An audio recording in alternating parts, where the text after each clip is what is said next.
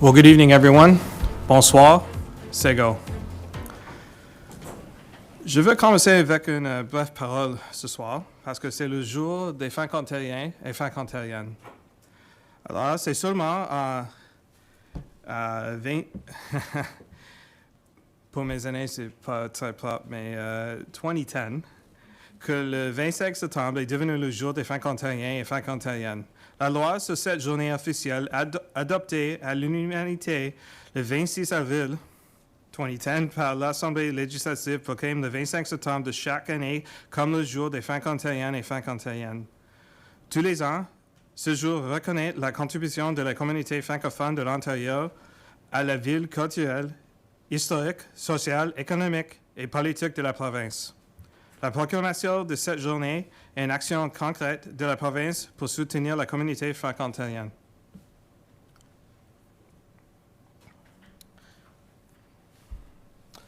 Merci. Bonne journée de franco-ontarienne. We'll now begin our meeting with a moment of personal reflection.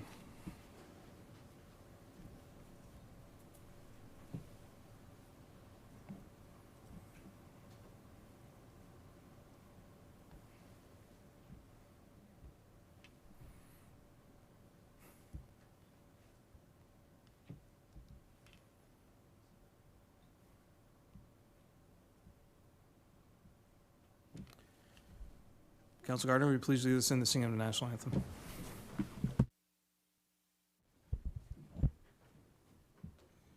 O Canada, our home and native land, true patriot love in all of us command. Car ton bras sait porter l'épée, il sait porter la croix. Ton histoire est une épopée, et plus brillants exploits. God keep our land glorious and free. O Canada, we stand on guard for thee. O Canada, we stand on guard for thee. Thank you. We acknowledge that we are gathered on the traditional territory of the Haudenosaunee peoples, the Mohawks of Akwesasne, the original keepers of this land. As settlers, we are grateful for the opportunity to meet here, and we thank all the generations of people who have taken care of this land for thousands of years. Roll call, please, Madam Clerk. Mayor Justin Towndale. Present. Councillors Claude McIntosh. Present. Dean Hollingsworth. Sarah Good. Present. Councillors Elaine McDonald. Present. Sid Gardner. Ici. Denis Sabourin. Présent. Todd Bennett. Here. And Fran Gunjo. Présent. Councillors Hebert and Dupez send their regrets, Mr. Mayor. Thank you. Any additions, deletions, or amendments to the agenda? Councillor McIntosh. Okay. Councillor Gardner. I'd like to pull number 13, please. Councillor Good. Thank you. I'd like to pull item 3, 5, and 12. Councillor Gunjo. Your- 8, 9, 11, 12. Thank you. Your microphone, you may need to push down on it. L'autre bouton. Okay, Oh, c'est sorry. bon.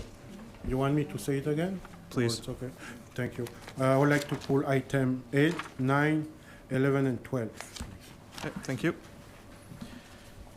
Madam Clerk, do you have any? I have 3 changes, Mr. Mayor. So we will be adding a proclamation for the Ontario Cadets Week. We are going to be adding a report non-competitive procurement of winter maintenance truck for the City of Ottawa. And resolution that is on the agenda will be moved to be dealt with immediately following the presentation. Thank you. Councillor McDonald? Microphone, please. Thank you. I'd like to pull 15, please, Mr. Mayor. Okay, thank you. Any final amendments? Okay, seeing none, can I have a motion to adopt the agenda as amended, please? Councillor Bennett, Councillor Gunjo, all in favor? All in favor? Thank you. Any disclosures of interest for the meeting tonight? Just like to make a note regarding reports from unfinished business listing. There's one that concerns Power Dam Drive. One time I resided there, I no longer do. My parents still live on that stretch of Power Dam.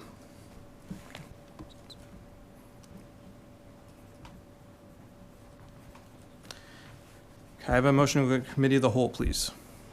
Councillor Gardner, Councillor Bennett, all in favor? Carried, thank you.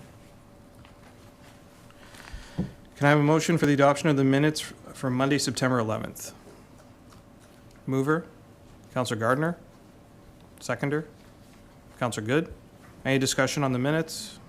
Seeing none, all in favor? I'm going to ask that one again, Council. All in favor? All opposed? Carried, thank you. Madam Clerk?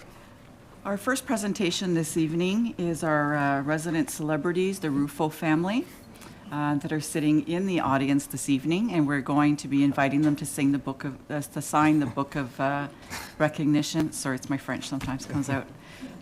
Brittany, if you'd like to introduce your family and come up to the table. Thank you for having us all here today. So we have most of the team here today. So I'm Brittany, and then behind me we have Joa, Perry, and Kim. And we're just missing our team captain today, Maddie. She couldn't make it. She's at a soccer game in Kingston.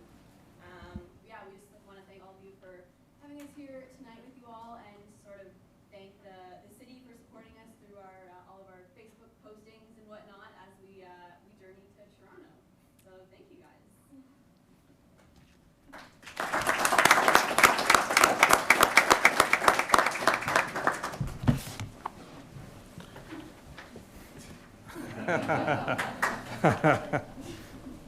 That's great. Welcome to council this evening. Thank you. Yeah, you represented us well. Really enjoyed the show. Can you describe your experience a little bit for us, or? It was awesome. It was so cool. It was a whole process leading up to it. So Maddie, our team captain, she auditioned in secret without telling us. So it was a surprise when we got our virtual audition, and just spending those 2-3 days in Toronto with the cast of the producers and whatnot of the show was so much fun. Such a crazy experience. Definitely made some lifelong memories. If you guys have anything you want to add. And Cornwall pizza was highlighted. Cornwall pizza was highlighted, yes. Excellent. That's good. Well, I'll have to get Maddie to come and sign the book at a different date, especially because she set you all up. So, but congratulations all the same. I'd like to say too, something that happens every 4 years. The answer we didn't get was election. What was extremely frustrating is when we got back to Cornwall, it was during, because we filmed a year ago this time. So when we came back to the city, all of the election signs were on all of the lawns for the upcoming election. So we got 3 of the 4, and that's the one that we didn't get. The other team stole, and we didn't win game 2. So election every 4 years. My dad would be disappointed. Well, election fatigue's a real thing, trust me. So.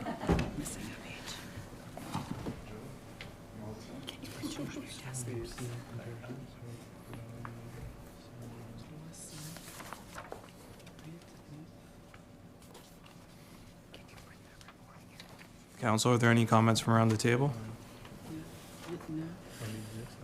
Great, all right. Thanks again, all the best. Thank you all very much.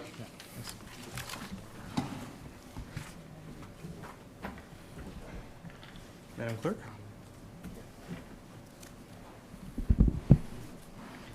Our second presentation is EOWC 7 and Send presentations, and I believe that Melissa Morgan is going to introduce our speakers. Ms. Morgan? Thank you through you, Mr. Mayor.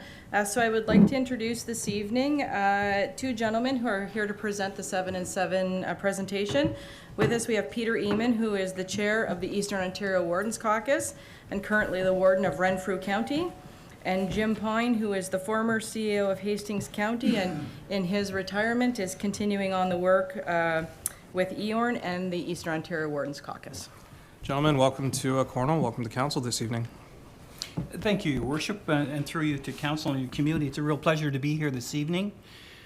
We'd like to thank you for the invitation and the opportunity to speak to you today about the Eastern Ontario Wardens Caucus 7 and 7 Regional Housing Plan.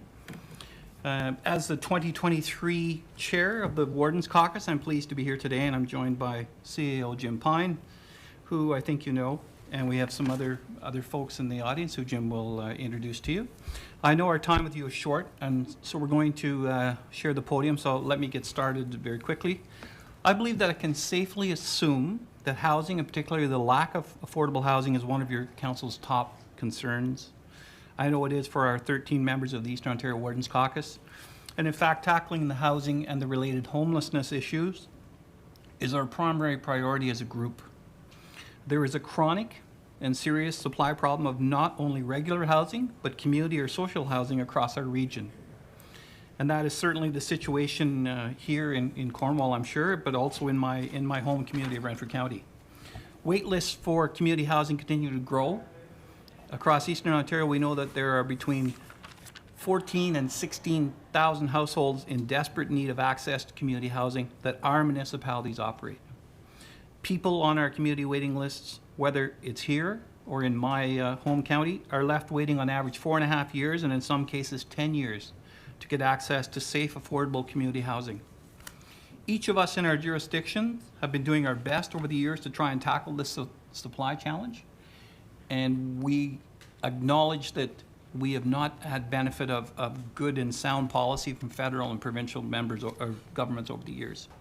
While we have made progress, it's just not enough to solve the problem, and that's why the Eastern Ontario Wardens Caucus has come together to put our collective resources and experiences into a bold new regional solution.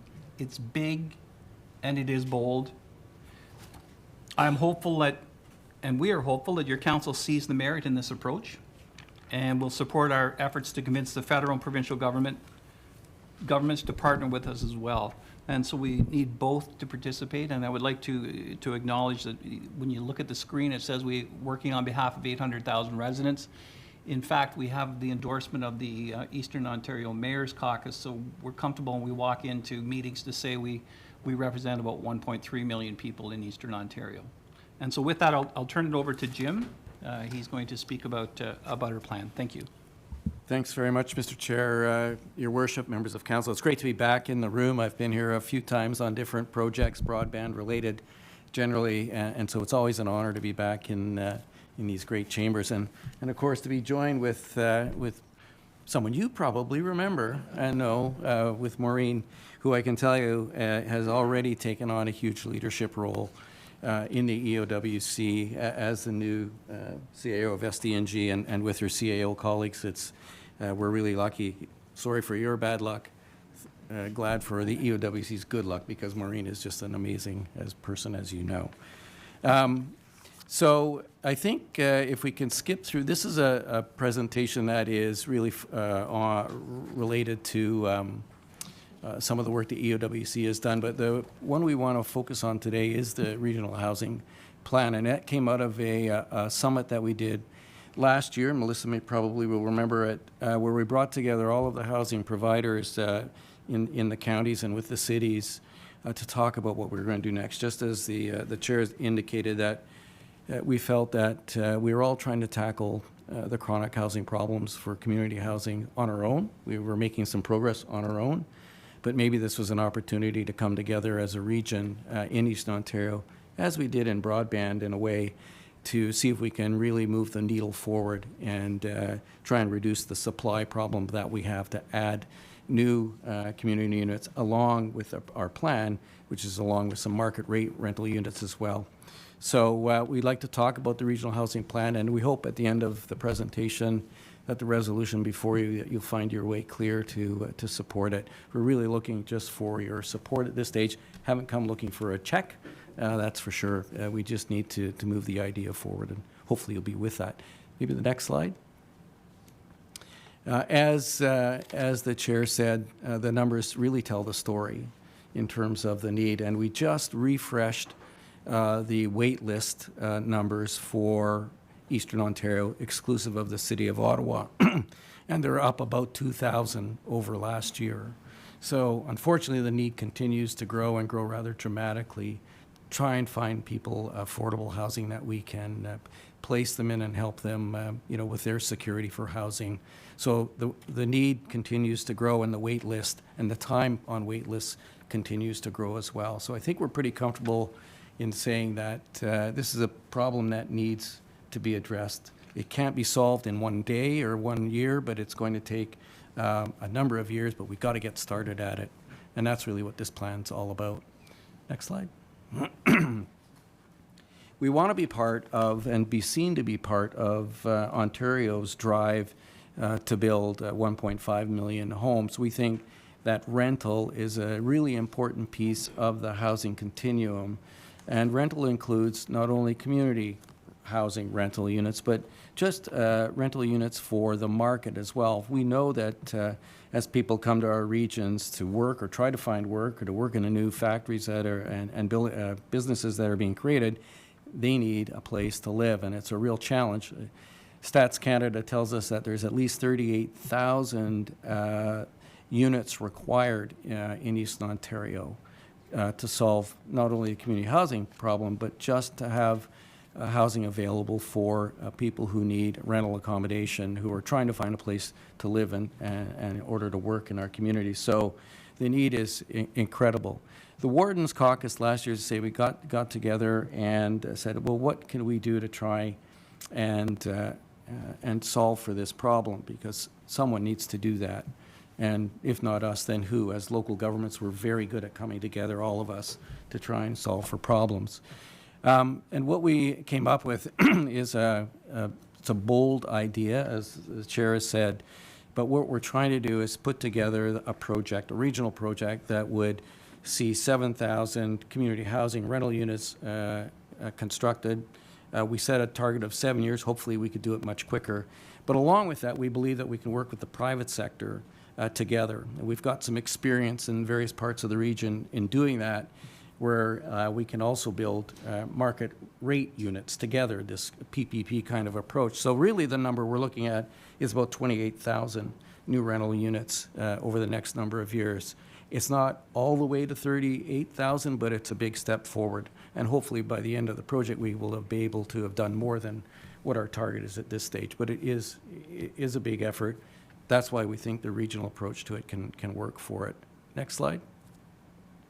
So that's the 28,000 number. So we like to almost call it the 7,000 plus project, but because we believe we can bring the private sector along with us in this effort. Next slide. One of the things that we found interesting is it's not just the Wardens Caucus and the Mayor's Caucus and hopefully the City of Cornwall who believes it's an issue that needs addressing. We came across earlier this year, Scotiabank put out a fairly substantive report on the need for at least doubling social housing, as they call it, in the country, that there is an incredible supply problem. And Scotiabank talks about this as building more as a first best solution to unlocking a greater supply generally in terms of housing. And the point that I always like to make, and I think it's an important one for us, is the fourth one. And that's where, when they talk about government, they're talking about the federal and provincial governments need to do more to try and support the construction of new units.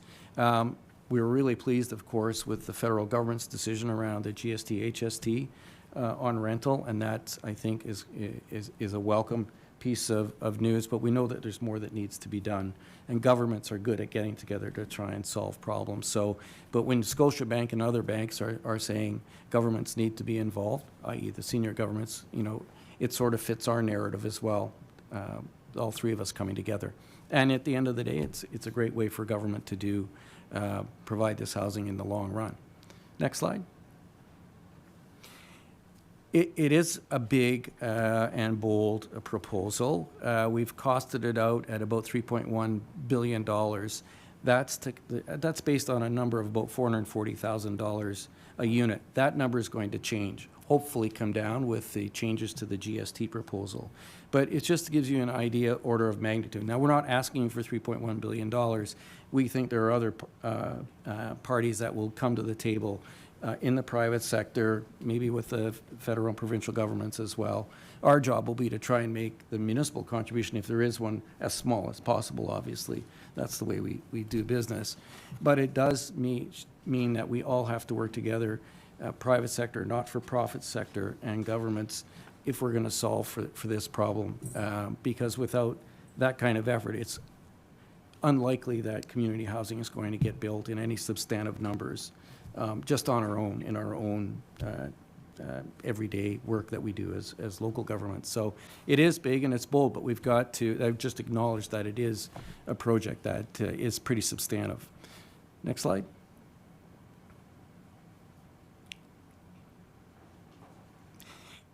One of the things that we like to remind people or to tell people is that, yes, it's a big spend in order to do this, but it has huge economic spin-offs.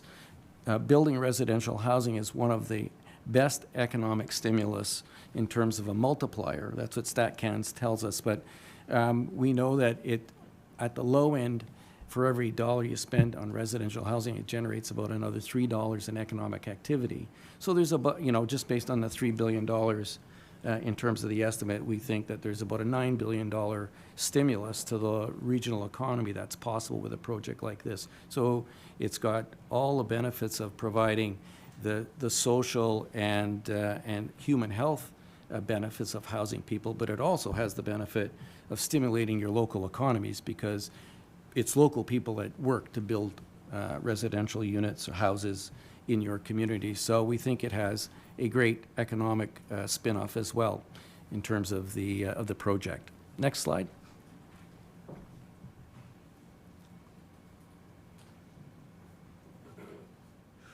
So the EOWC has a good history, as you know, of delivering big regional projects on time and on budget. The two that we talk about is our first broadband project, and of course Cornwall has been there with us in the first broadband project that the EORN did in 2010 to 2015, and also now with the cell project to close the cell coverage gaps. You're part of that, and you have put the faith, I think, in EORN to deliver, and we are, in both of those cases, delivering those projects. It's worth about $500 million in direct investment when you put both the broadband and the cell project together. So we've got some good experience. So the EOWC has asked EORN to help execute on the project, and we're busy doing that. We are meeting with so many different kinds of groups and agencies to get ideas around how best to tackle this project,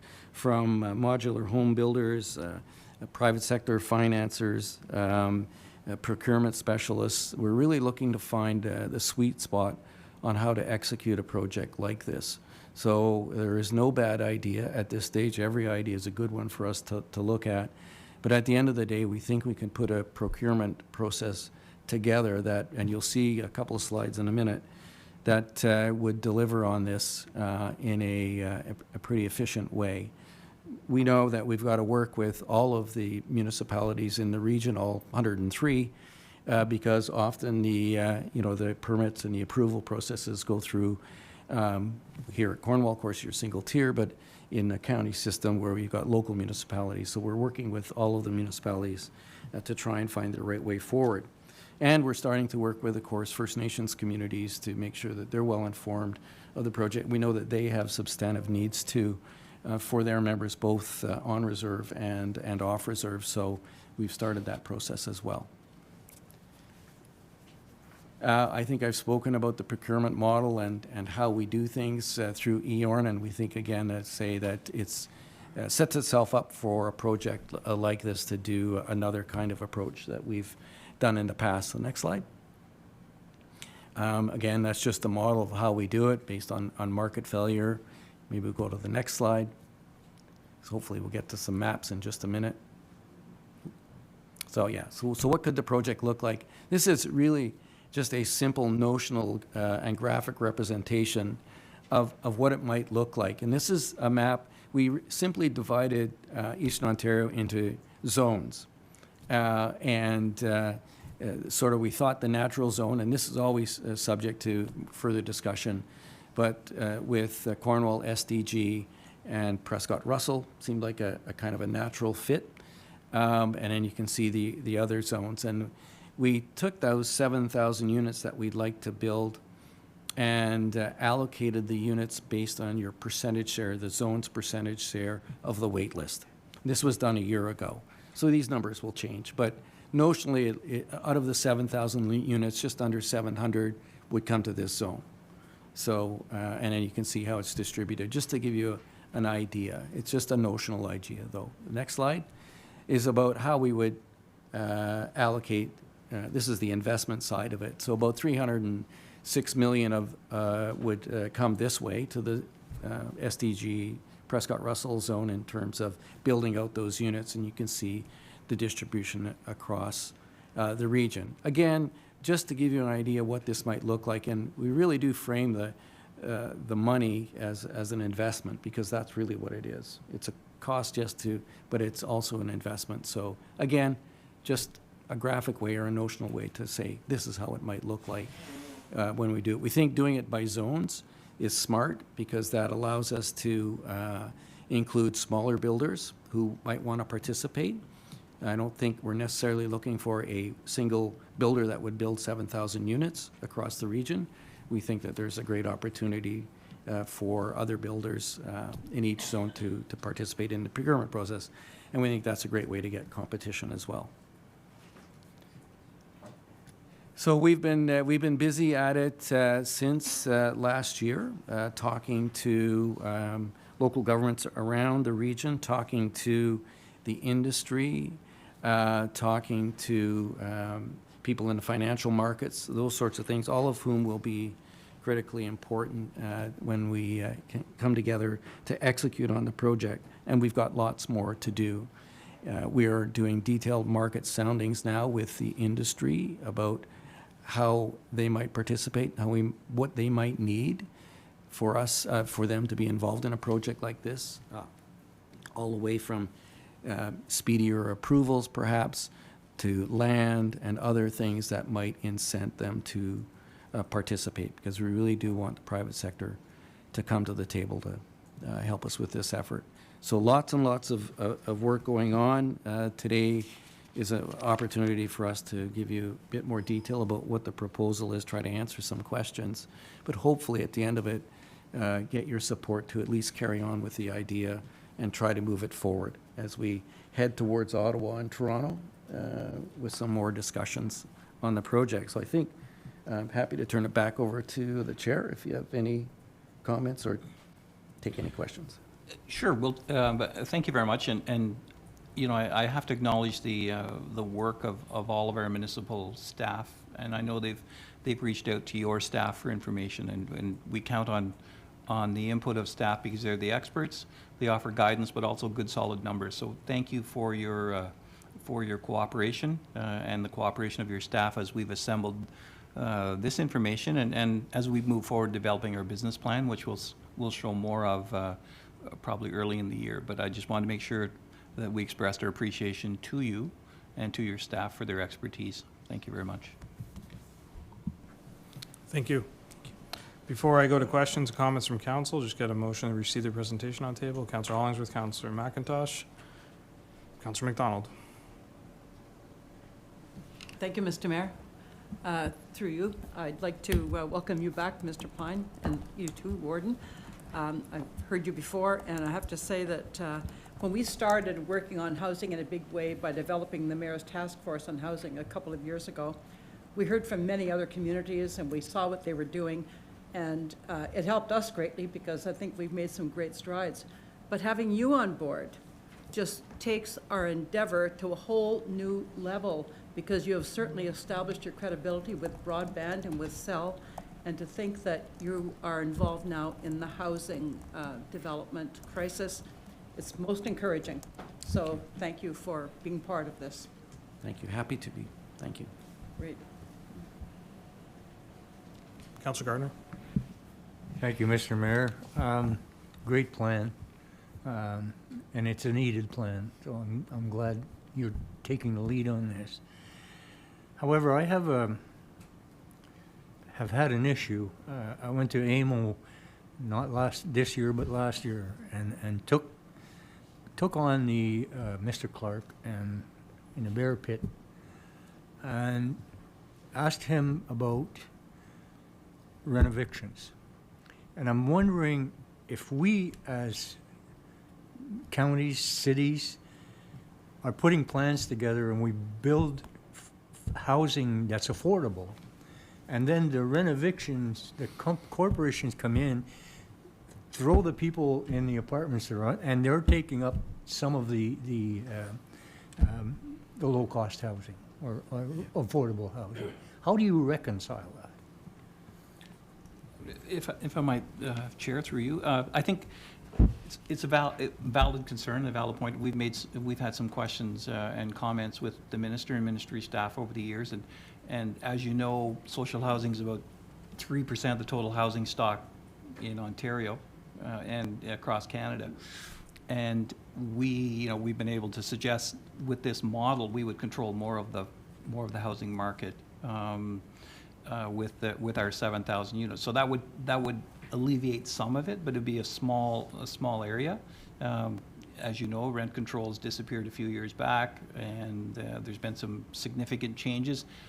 Is there a need for adjustment? There always seems to be need for adjustment on the relationship between renters and landlords, and so we're in fairly constant communication. I sit on the AMO board and the Roma board, so we're in fairly constant communication. And I think if you look at the Roma paper last year on housing, one of the things that it pointed out was the difficulty for small communities to attract substantial investment in housing. And I think this plan allows us to do that, to get some relief from higher costs because we're building in larger volume. But at the same time, I think we will have some influence on policy as it moves forward, certainly with our own units and with the existing, the added 21,000. I think those are some of the comments we can add, because some of the partnerships may end up being land that we have, where a developer will use the land that we have assembled. And so I think that allows us to have some kinds of conditions. Your report is so positive. I guess at the end of the day, I'm looking at you gentlemen talking to the provincial government and to tighten up regulations in terms of what they do with renovations. Thank you. Thank you. Thank you for the report. Councillor McIntosh. Thank you. When I met with Matthew for a one-on-one meeting, he asked me what my 3 priorities were, and I went housing, housing, and housing. Simple as that. It's a real challenge, and I hear from people who are caught in the squeeze that it's becoming even more challenging. I talked to a single mom with 2 kids. Her gross is $48,000 a year. She pays $18,000 a year in rent, and probably another 10 for groceries. So there's no wiggle room. It's a real social issue. And the Premier made a big announcement in Kitchener a couple weeks ago, and a reporter asked him, where are you going to build the houses? And he couldn't answer the question. But he was talking $550,000 homes with finished basements and paved driveways. That's not the solution. The solution is affordable housing. And when we talk affordable housing, we're talking about, we used to call social housing. But I like the idea of a mix. We have one of those things here where it's not completely, it's 3 tiers. That's a great idea. But people are, when I was in the mortgage game paying mortgages, these people are paying 3 times what I paid for a mortgage. And I thought I had it tough sending 3 kids to school and what else. But I really, really have a soft spot in my heart for these people who are struggling. And it's trying to find a place. If you look in the paper, the newspaper, and you see the rents, and it's a shock. I'm looking at rents, and I know where they are. $1,500 a month plus electricity and heat. I'm going, $1,500 a month for that? Wow.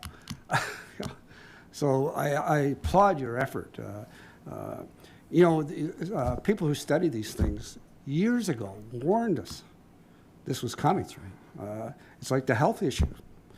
10 years ago, experts were saying there's a problem coming as the baby boomers get older and whatnot. So it's good to see you taking up the cause. It's ambitious. Yep. I'm not going to say it's easy, but it's an ambitious one. And I really hope things, unfold the way you want them to.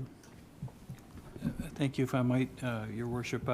So one of the things we did, that we know is that rents over the last 7 years on a one-bedroom have gone up something like 37%, maybe 47 or 40%, and income went up something like 22%. So there's already a gap there. And then we've had the crisis in the last 2 years where most of the housing stock has disappeared as people moved out of other areas, and some of the landlords sold out to someone who could turn it into family homes, especially the smaller places. So, that's why we're going to need such a range of housing, and it's not 18 to 26 years old. It's not 26 to 30. It's all across every age range. I just finished 15 years. I was 25 years with Children's Aid, and then the last 15 years I was with our community mental health crisis team. And my last year, there were people in their 60s and 70s who were being priced out of their homes, and we were having to find them emergency housing. And I had never seen that in my 38 years before that. So it's not restricted to one strata in our community.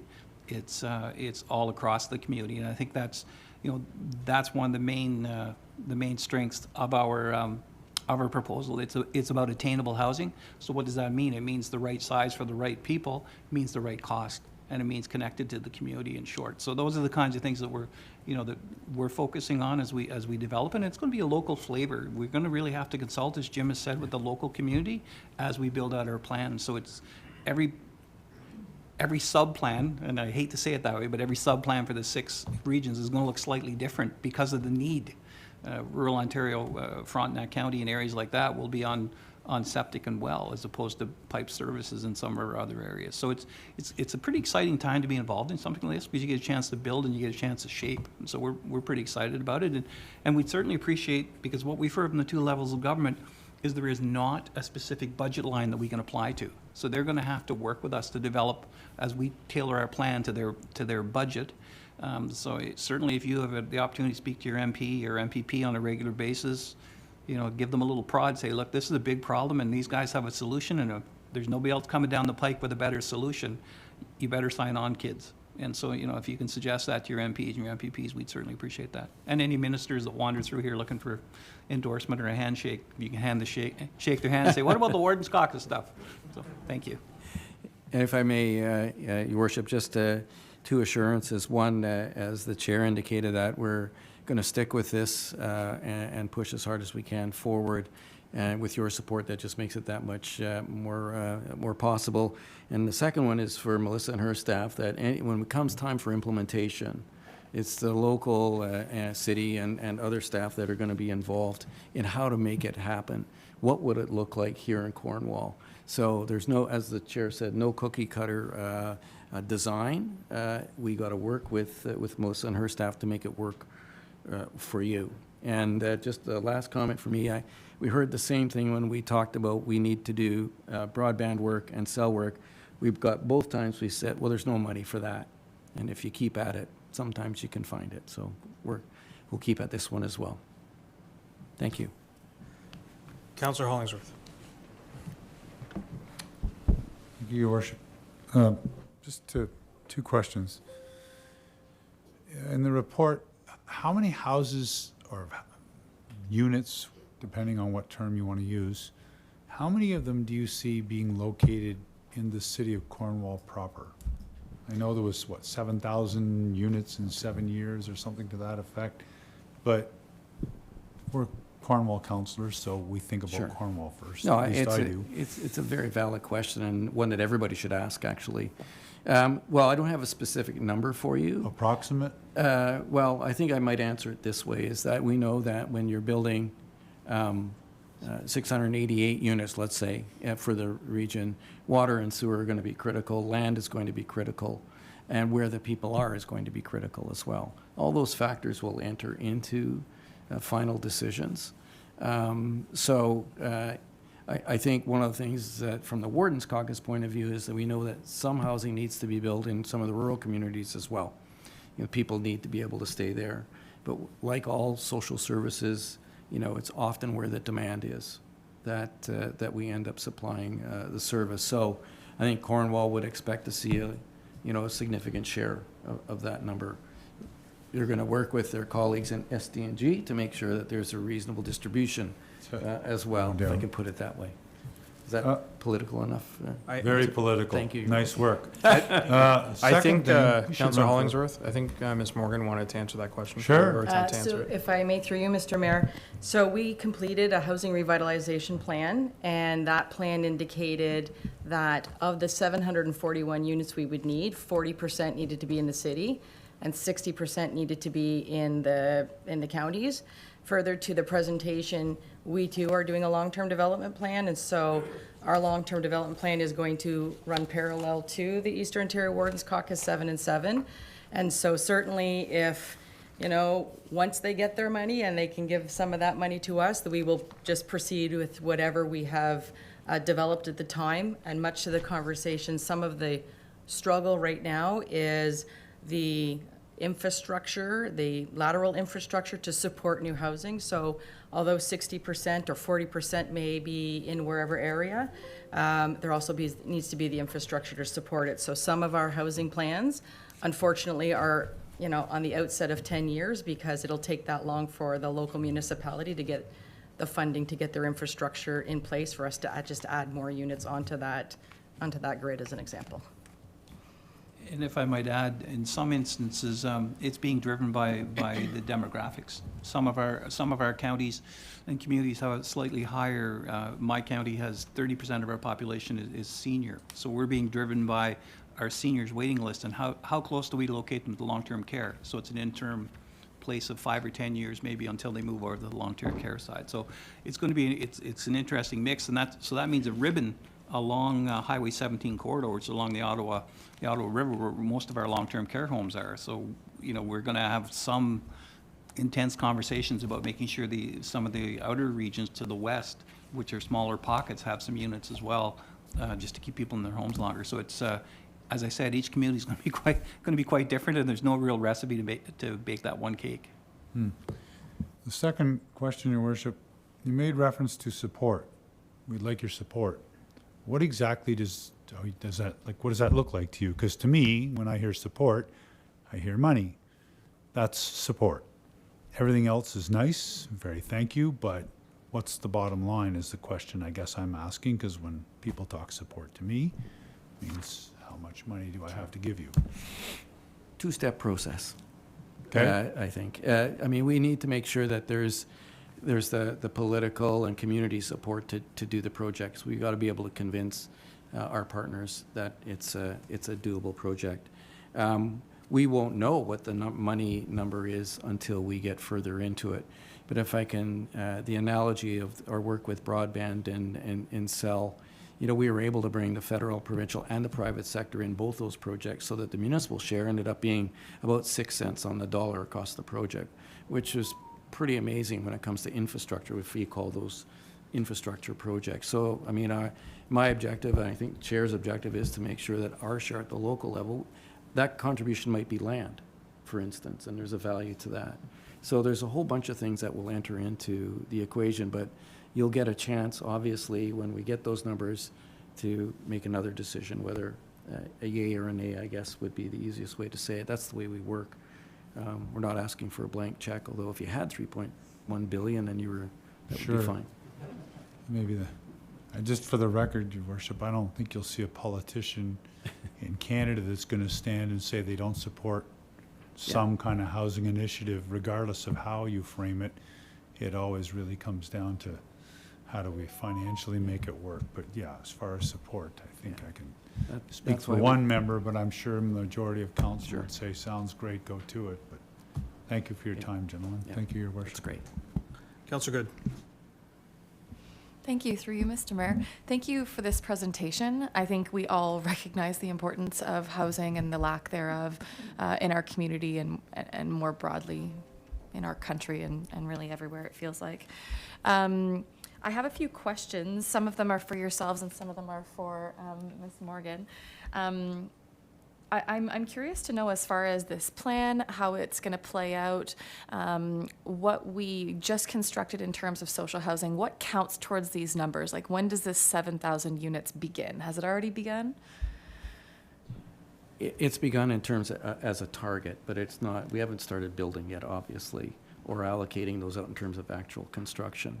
And I like to remind that 7,000 is about half of what we really need. It's actually more now with the wait list.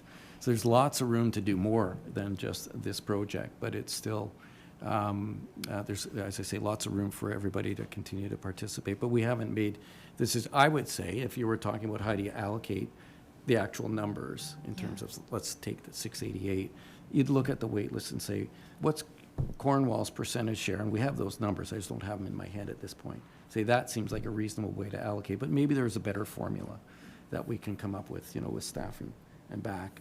But that's an initial one. So there's an allocation process that we'll go through. It's going to have to be, you know, supported by everybody as we work through it in order to make it, you know, make it happen. So.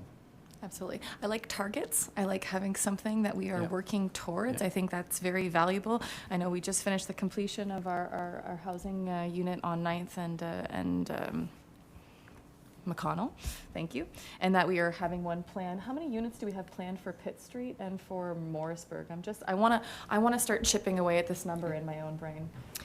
So through you, Mr. Mayor, maybe if I can just jump off of something Mr. Pine said. So that 788 is for all of SDNG, or all of that area, and globally 7,000 is about half. So even if 788, even if 400 units were ours, we still need 741 units. So there's still 341 units that wouldn't be part of the 7 and 7 that we need to find a way to construct. So it might tackle half of what we need.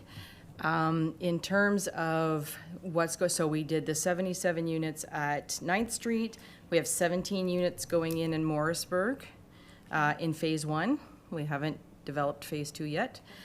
Pitt Street, initial on Pitt Street is 81 units with the expansion of perhaps twice that amount.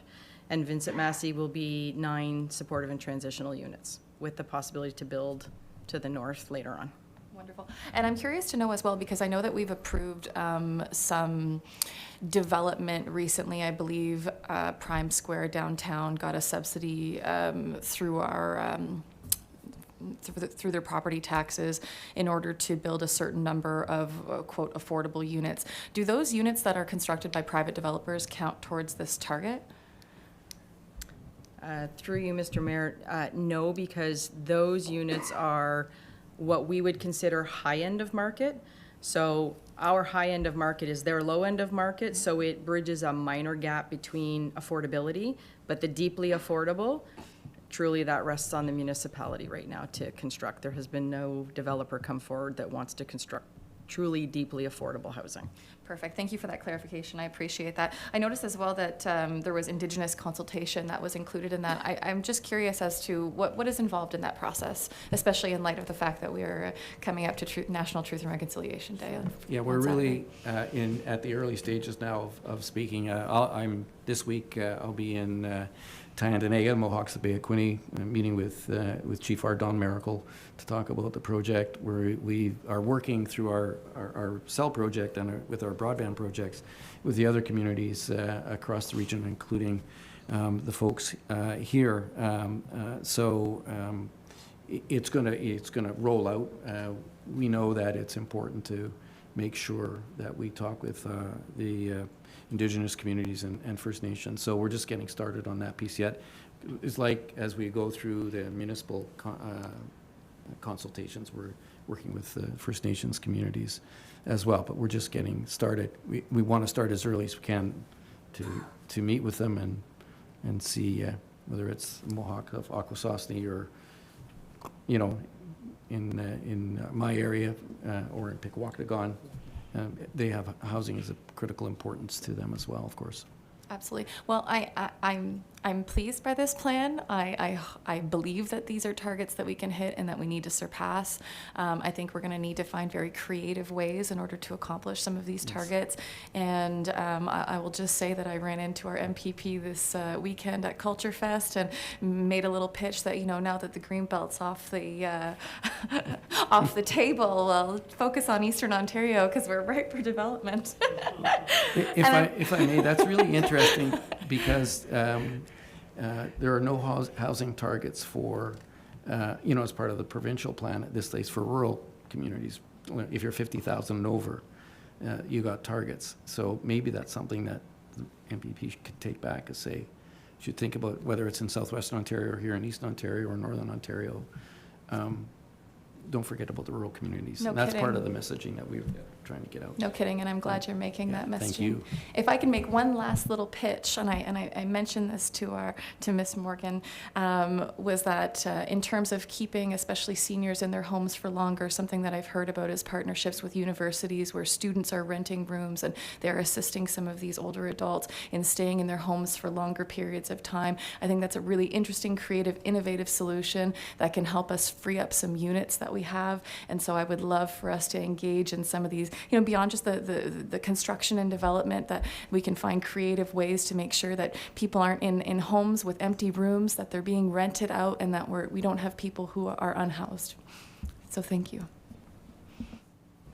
Councillor Sabri. Thank you, Mr. Mayor. Through you, gentlemen, thank you for the presentation. It's a very ambitious plan. I like the plan in a number of ways.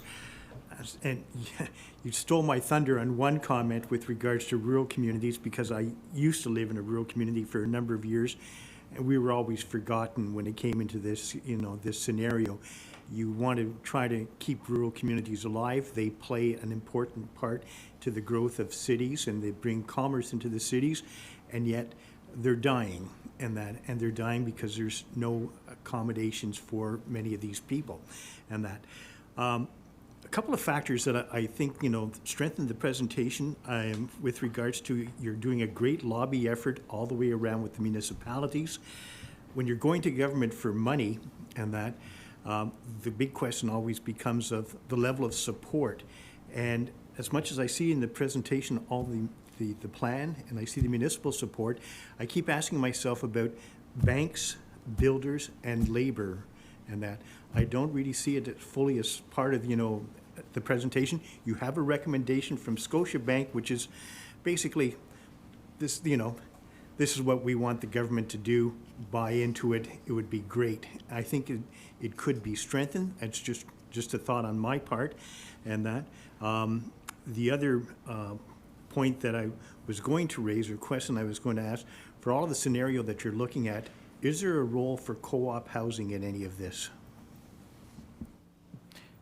I think to your second question, I'm sure there is. And that's why the not-for-profit sector, generally speaking, needs to be a part of the whole effort as well.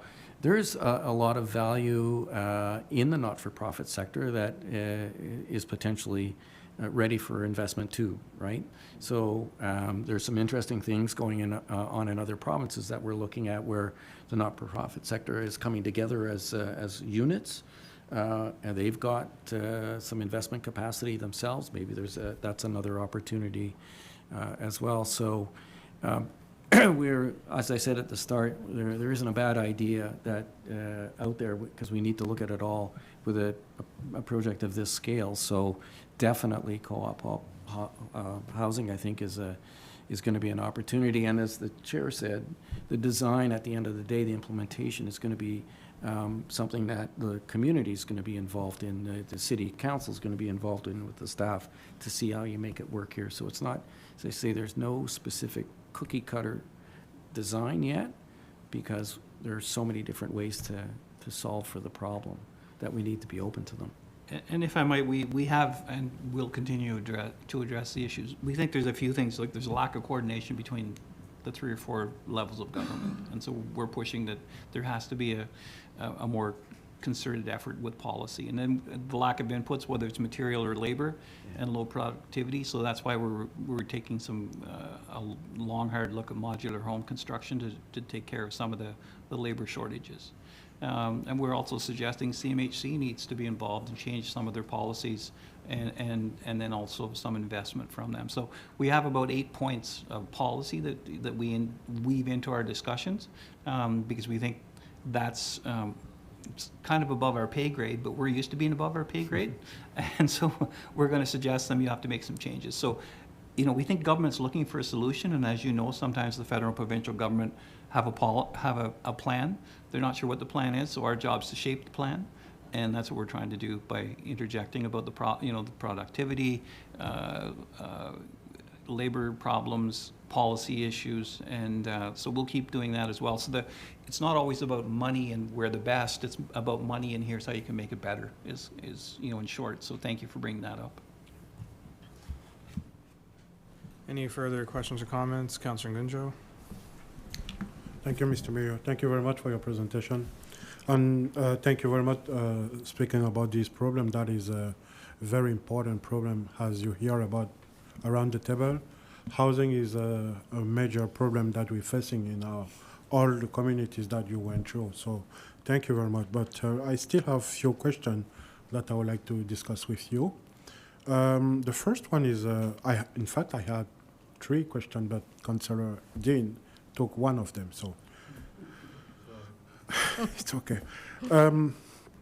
But I was wondering, please, do you have any plan or any solution about environment? Because building all those houses is going to be speaking about cutting trees, and how is you going to balance that? Do you have any? Do you think about that? That's a really good question, and the answer is yes, we're working on that. We're looking at, and we're working with organizations like FCM and the federal government, for instance, and we're in fact looking for some financial support to do the work around the environment and energy efficiency, because the important thing for globally, it's important. Obviously, the idea about being more efficient, using less energy, those sorts of things. But for us, as we operate our units, we want to try and lower the operating costs going forward for units. That's for local governments. That's really important to be able to find the best ways to build. What's the right materials? We're looking at what are the materials that would be best used that have the lowest carbon footprint, those sorts of things. So it is part of the equation. We're doing a lot of analysis, or will be doing analysis around all of that, so that when we get to the procurement phase, we can try to be a bit more directory to some of the builders or whatever. Say, this is what we'd really like to see for those units, that because it has the benefit of lower long-term operating costs, it has a lower footprint in terms of construction. So that's all part of the assessment that we're trying to do as part of this work. If I might add, today I had a call from a company in Calgary that once my name has become attached to this, I've become quite popular. And so they called, it was a modular home company out of the Calgary area. And one of the things they do is use composite materials made out of recycled, I'm not sure what yet. I have a Zoom call on Friday. And they talk about managing the gray water and the water off the eaves and stuff like that. So we're getting a lot of information fed to us by people with some solutions, which should help us mitigate, some of the concerns about the impact on the environment. Don't know what that looks like yet, but we are actively examining it. So thank you. Thank you very much, Mr. Mayor. Another question. We are speaking about around $440,000 per unit. The projection is on 5 or 10 years. My question is, do you have any target of how much any rent is going to cost to the renter? Did you think about this? Because in fact, this is the key point of housing in our community. Housing should be affordable. What is the solution that you're bringing? Melissa, did you want to, because you'll have the local sense of what rent is, what's affordable here at this stage. So through you, Mr. Mayor, you know, as Councillor McIntosh alluded to earlier, the buildings that we are constructing and developing now really are mixed market. One, because of viability and affordability of the project, but when we talk deeply affordable, we're talking either rent geared to income, which is rent based off of 30% of your income, and that would be a mix of individuals on our wait list. And then we would talk about something like a median market rent, which is well below market, but higher than that rent geared to income calculation. And so it really depends. As an example, our wait list continually fluctuates on who's on there. As well, when we did the revitalization plan, the demographic of individuals that we captured pre-COVID are not the same demographic, or it's significantly changed. So it's really hard to say 10 years out what rents would be, what we would calculate it at. It's all based on what the split of that development will be at the time, the residents that we're putting in there, and their ability to afford the rents. So we are trying to look at mixed communities so that we're not stigmatizing a community by putting, you know, somebody who's only able to afford a rent geared to income. We're trying to be very inclusive in our communities and purposeful going forward. So we're building communities and not just perhaps a stigmatized area. So it really is mixed, and it's really purposeful in how we design this going forward. Thank you very much. Last question, Mr. Mayor.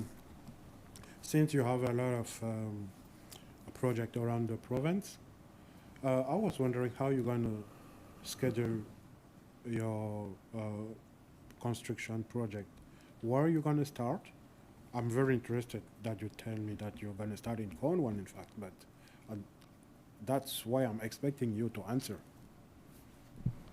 Well, I can say we're going to start in Cornwall today, but I don't know if that'd be the answer in a little while. I do know that wherever we go, everybody wants to get started right away. And we, you know, it's not, we probably can run more than one zone at a time, that sort of stuff. So a little too early to be, to tell you exactly, but I do know everyone wants to go because of the need, so I just don't know the answer to that, to be honest. But I hear you. Thank you very much. Councillor Bennett. Thank you, Mr. Mayor, through you. Loving the way this looks, by the way. The more voices we have on any issue, the easier it is to get solutions. I'm just wondering, I think you touched on it a little bit, but what criteria was used in the distribution of the 7,000 units? Yeah, it was really actually it's just a simple formula. So we took the percentage share of the zone. So there's the 6 zones in terms of the overall wait list. So at the time we did these numbers, I think we were using 13,700, if my memory is correct, and then said, what's the wait list here in Cornwall SDG and in Prescott Russell? What's that of the whole? And that's all. But I say that's why it's a notional distribution. Maybe we'll find a better way to allocate it, but it really does reflect need, I guess. Yeah, okay, in a way. I'm glad to hear that, because I mean, in our particular community, we have a higher than average percentage of people on social assistance and those kinds of things. So by using, I think, the wait list is probably, I was a little concerned that population was playing into it, and that would be, in my opinion, probably not the best way to do it. So, yeah, you touched on it a little bit. I'm just looking for my own clarification on that, so thank you.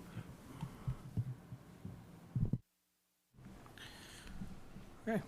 Thank you again for your presentation, gentlemen. I had the privilege of supporting this project as part of the East Ontario Mayor's Caucus. We discussed it at our last meeting about a month ago, so I was pleased to have that opportunity. I think the commentary tonight has been positive. Look forward to that endorsement from our municipality as well. With that, I'm going to call the vote on the motion to receive the presentation. All in favor? Carried. Thank you. John. So, Mr. Mayor, now I'd like to deal with the resolution on the same subject. Yep. The operative clauses are as follows. Now, therefore, be it resolved that the Corporation of the City of Cornwall is committed to fulfilling the goals of the Eastern Ontario Warden's Caucus 7-in-7 Regional Housing Plan. And now, therefore, be it further resolved that Council urges all orders of government, private and non-profit partners to fill the housing gap by collaborating innovating, and investing in filling the urban and rural housing gap. Motion, Councilor Gardner, Councilor Bennett. All in favor? Carried, thank you. Very much. Thank you.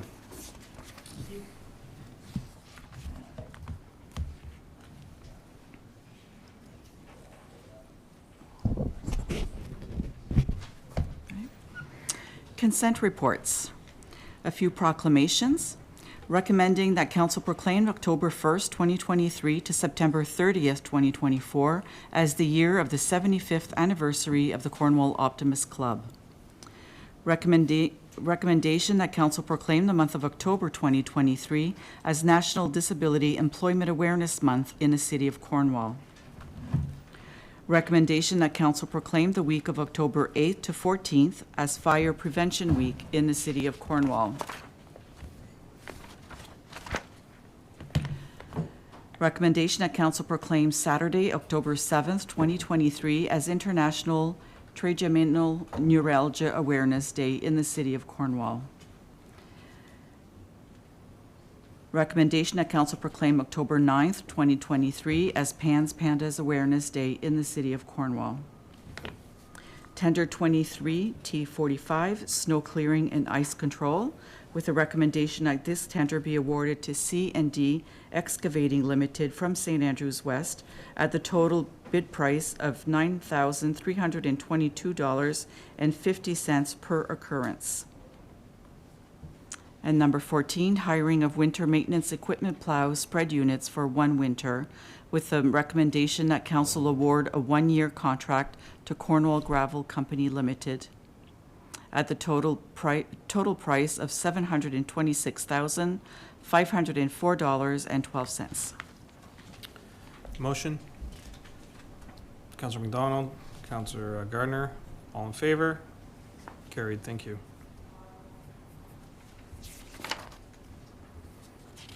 Unfinished business reports.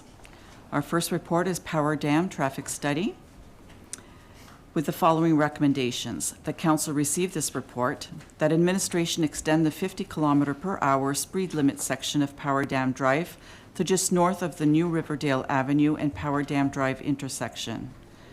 That administration install 2 permanent speed boards on Power Dam Drive for traffic calming and to be used for targeted enforcement by the Cornwall Police Service. That administration install 2 solar-powered flasher units on top of the existing no truck signage to reinforce restrictions to motorists. And that administration work with Cornwall Police Service to increase targeted enforcement in the area. Council, Councilor McDonald, are you moving the recommendations? Okay, thank you. Seconder, Councilor Gardner. Discussion, Councilor McDonald. Just a couple of quick questions, if I may. The notice of no truck signage, for example, the practice right now, I think Saunders Drive is under construction and there's nobody allowed to drive on it. So would this take effect now while that prohibition against, the shortage of access? Through you, Mr. Mayor, we would relocate and pass the bylaw afterwards, but currently, yeah, it is under construction, but post-construction, trucks are expected to use Saunders Drive. That is currently, Power Dam Drive north of Hollage Road is currently a no truck route, so there wouldn't be any change to the existing no truck route, but yeah, it would take effect afterwards. Okay, thank you. And the other quick question, the reference to speed boards, I'm just curious what they are. Are those bollards? Through you, Mr. Mayor, so they are visual speed signs that display a motorist speed. So they're a very effective traffic calming device, so they make the motorists more aware of the speed they're traveling. Okay, thank you. Councilor Gardner. Thank you, Mr. Mayor. More of a comment than anything else. This report has been overdue, especially the no truck bylaw finally being enforced. I've received numerous complaints from residents in Riverdale of their homes being rattled by huge machinery that's going through, and the truckers were not adhering to the bylaws that are in place. Residents worry about the damage to their homes, the vibration from the trucks, and it's nice to see that the police presence will be welcomed and to enforce the regulations which are in place now. Thank you for this report. I appreciate it. And so do the residents. We also have another problem, and that's across the city. We gotta look not only at Riverdale, but East End, North End, everywhere. Thank you. Councillor McIntosh? Yeah, interesting report, through you, Mr. Mayor, to Mr. Fosler. I was surprised at the speed that your survey's picking up. The average is 80 kilometers per hour in a 60 kilometer zone. That's average, isn't it? Or is that? Through you, Mr. Mayor, it is the 85th percentile, so 85% of vehicles are driving 80 or less. Okay, so 80 in that zone is pretty good speed. Reducing the speed limit doesn't mean, it won't, it just means it's, I don't know how that can affect speed, because on that road, the speeders, they don't even look at the sign. Through you, Mr. Mayor, so we're proposing a series of traffic calming devices. So one, making motorists more aware. That data is immediately exportable to Cornwall Police Service, so we're hoping that with that data, they'll be able to increase targeted enforcement. Also, there's a fair amount of residential development occurring in the area, which is going to change the environment a little bit of the area. So we're hopeful that that'll be effective in reducing speed. And this isn't the only street in Cornwall that's got the problem. Drive down Brookdale Avenue. I've done it myself because it's 2 lanes. You can do it. Just go to the speed limit and stay on the speed limit, and they're just, you're slowing them down. So it's a universal problem when it comes to the city. The police are really hamstrung on this one because you only have so many officers dedicated, and we get calls about 7th Street and 12th Street and 13th Street, so it's just not one artery. With Power Dam, though, people have a tendency to turn off Vincent Massey if they're coming into Cornwall and coming down that street. So at certain periods of time, I've noticed, because I'm up and down the street quite often, it's certain periods. Other times it's quiet, but in the morning it's busy, and in the late afternoon, really busy. Through you, Mr. Mayor, so the speed boards that we are proposing to install would help determine those patterns, and so basically it records the data, and if there are certain times of the day where speeding is more prominent, that provides the data to the police so that they don't have to sit there all day to do enforcement. Yeah. It allows them to select specific times when they're seeing the most occurrences of speeding. So we're hopeful, 1, as a traffic calming benefit, 2, as an aid to enforcement. Yeah. Well, good luck. Councillor Good. Thank you, through you, Mr. Mayor. I'm pleased to see this coming back to council. I know the residents have dealt with a lot of speeding, and I know myself driving down that road, it feels highway-esque. There's something you don't even know how fast you're going.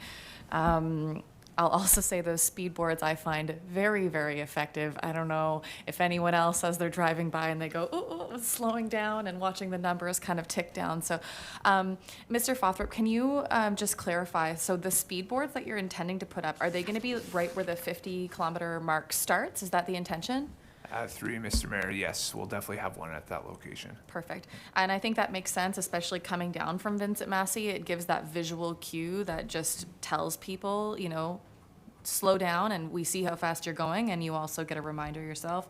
I'm pleased with this. I'm looking forward to seeing the entire traffic calming master plan come back, and I anticipate that it will recommend some further changes. I noticed that the residents in their letter had requested that the speed limits be reduced to 40 kilometers an hour, and I can't recall if that was covered in the report that came back, sort of the thought process. Was that something that was considered for that stretch? Through you, Mr. Mayor, we're not considering it at the present. We don't believe it would be effective, especially on an arterial road. We're considering it holistically as part of a traffic calming master plan, but we've also noticed some of the challenges associated with a 40-kilometer-an-hour speed limit. So it will be reviewed as part of that report overall for the city, not just individually. Sure, that's great, and I'm really, really hopeful that this will have a significant impact and that the residents will notice the impact immediately. Councillor Hollingsworth. Thank you, Your Worship. Just kind of hiding over here. It seems to me that every single street in the city, people are talking about cars speeding. And it's not an attack on anyone, and certainly in administration, for whatever, maybe it's perception or reality. Certainly Power Dam Drive has proven to be reality as opposed to perception. It's unrealistic to think the police are going to be on every street corner handing out fines. They might be able to target certain areas at certain times, but a question that was asked to me, and I think I already know the answer. We don't have any speed bumps in Cornwall, correct? Through you, Mr. Mayor, no, we do not. Are there any municipalities that use them? Through you, Mr. Mayor, there are some. There are, as we went over in our traffic kind of presentation, there are a number of challenges associated with I know speed snow bumps. removal in particular was one that was noteworthy. It's pretty tough Yeah. to kind of keep track of snow removal with the plows and stuff like that. Have any other municipalities expressed how they've handled the whole speed bump thing with snow removal? I mean, they're doing something. Through you, Mr. Mayor, so it's speed bumps, but also it's a holistic traffic calming initiative. It's just not putting a speed bump. Putting down a speed bump is, one, is detrimental to transit, EMS, emergency services vehicles. There's obviously liability issues associated with traveling on it. So you have to calm traffic down to make it effective. It's just not as simple as putting a speed bump down, but there are a number of challenges with it. Some municipalities are doing it in local areas with a reduced speed limit. We're proposing to look at traffic calming holistically across the city with a traffic calming master plan that would have a series of recommendations and identify which traffic calming measures we feel most effective, cost efficient, and will ensure the most results. Right.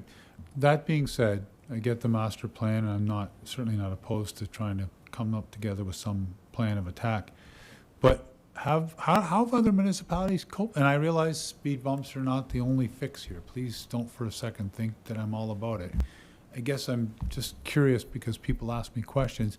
How do other municipalities handle it? If it presents all these problems, which I'm sure are valid, other municipalities are doing it. How do they handle it? How do they get around the issues of EMS and that kind of thing? Or do they just say, well, too bad, we'll just tell our ambulances to grit through it? Or like, how do they? Through you, Mr. Mayor, so they're like traditionally on local roads, so they're not on the arterials. It's really case by case basis. Right. Their operators must be aware. I'm sure there is associated liability with it. I'm sure there is an impact to everything that we've summarized, EMS, fire. But you really have to look at it like holistically, each case by each case. Are you looking at that as part of our master plan? Through you, Mr. Mayor, we believe there's other more effective traffic calming initiatives. We'll look at it, absolutely. There's items such as raised crosswalks as one, where it's basically a speed bump at the crosswalk, where it raises pedestrians. There's a number of things that we're looking at holistically as part of it, that being included. As we recommended as part of the presentation was vertical post delineators, highly effective. Speed boards, highly effective. That's what we're currently doing now. Sure. We're looking at possibly expanding it, but again, we want to consider everything. Last question, when do you anticipate the master plan being presented to council? Through you, Mr. Mayor, so it's a 2024 budget item, so we're proposing to include it as part of the 2024 budget. I would anticipate that it would be sometime at the end of 2024 when it's concluded. Okay, thank you. Thank you, Your Worship. Councillor Bennett. Thank you, Mr. Mayor, through you. I think one of the issues with, so first question, you're going to put two or if I think the speed boards on that strip, will both of those speed boards be in the 50-kilometer-an-hour zone, or will one be out in the 60-kilometer-an-hour zone?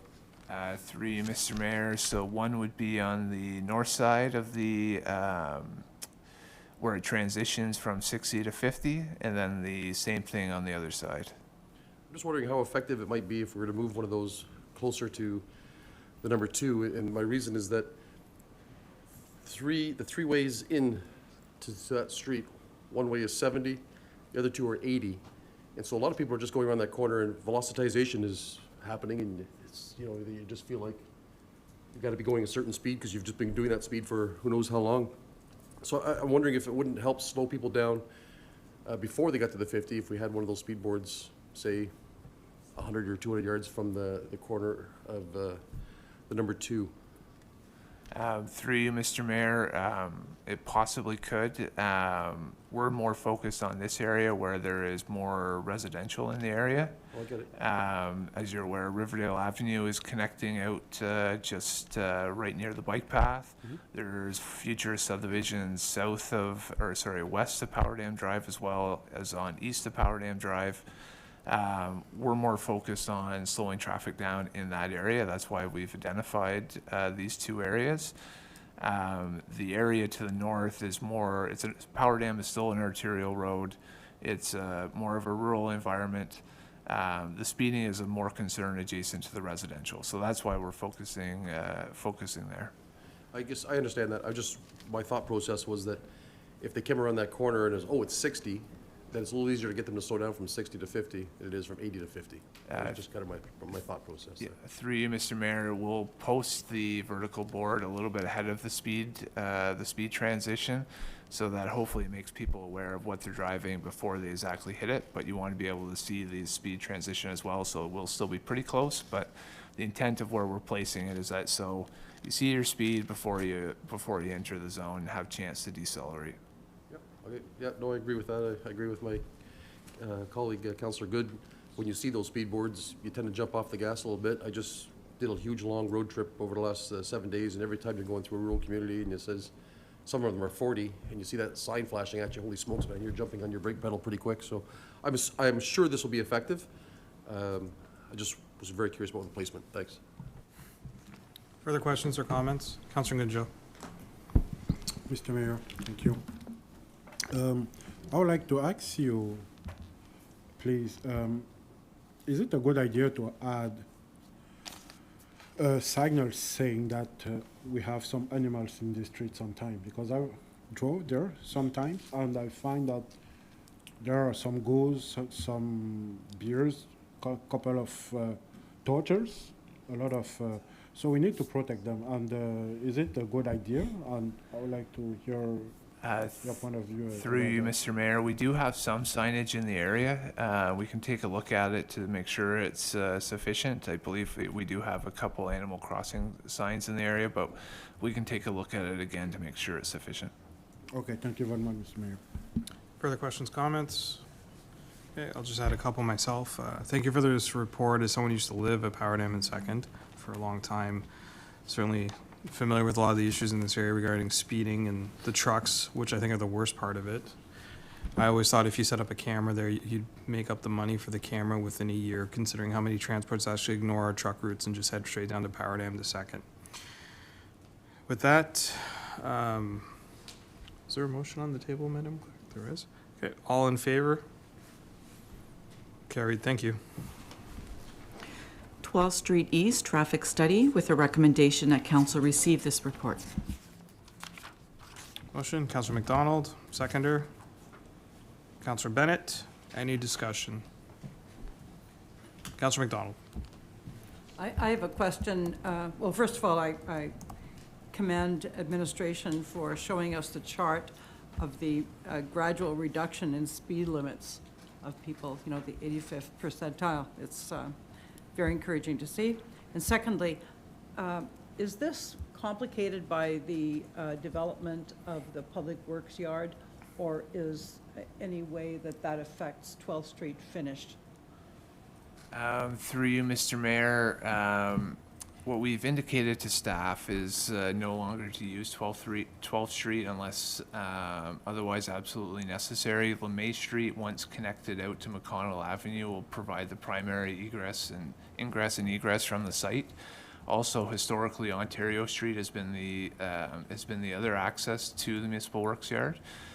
So we've identified to staff to not use it unless otherwise absolutely necessary. We were receiving complaints. We issued a notice to staff just to make sure that they weren't using it. Also, we've proposed we included a capital project for resurfacing in the 2024 budget, which was also part of the complaints that we're receiving was that equipment or vehicles were driving over a rougher road, making noise. It was due for resurfacing. We're expecting that to be completed by the end of this year. Thank you. I think a lot of this is just going to take care of itself. Any further comments? All in favor? Carried. Thank you. And now, Mr. Mayor, we're looking for a motion to receive the unfinished business listing for September 25. Moved by Councillor Hollingsworth, seconded by Councillor Bennett. Any discussion? Councillor Gardner. I just have a comment, Mr. Mayor, and thank you. The Dontar properties and the CIL properties was on that list before, and it's been taken off. And I'm wondering if there's any movement, or if anyone can at least explain if whether the lands are being sold, or what's happening to those lands. Since it was taken off the list, then I'd really like to find out if there's any movement. Mr. CAO. Mr. Mayor, I just looked for clerk if there were comments, and then I know Mr. Falthrop might have additional. Was there a specific? If I remember correctly, I think the issues were dealt with verbally, but I'll defer to Mr. Falthrop. Through you, Mr. Mayor, I guess I can't speak historically as to, I guess, why the issue's been removed from the unfinished business listing, as it's was before my time in the position. But I can share with you that there has been some development inquiries on behalf of the property owners with respect to development on those properties. I will say the discussions are still quite preliminary, and that there is no substantial development applications expected in the very near future. But we do know that both property owners are looking at development options for those lands, and are working with our planning department to determine what makes good sense and what our staff would support. Thank you. The reason I asked the question is because it's substantial. The land that's there is huge, and for development, for affordable housing, for anything, I would like probably quarterly to know, or to find out through you, Mr. Falthrop, if there's any movement. So far, you're saying that those properties have been looked at, and I thank you for that.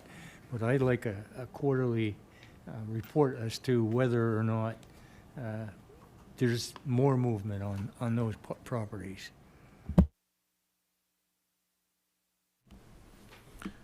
Councillor McIntosh.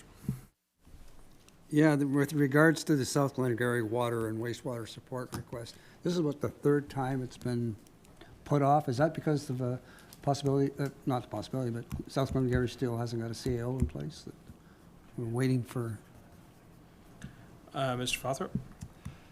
Through you, Mr. Mayor, yes, we were intending to meet with South Glengarry's staff prior to bringing a report back to council, just to provide an update as to what administration, or just to review it with them, and then we bring a report back to council for consideration.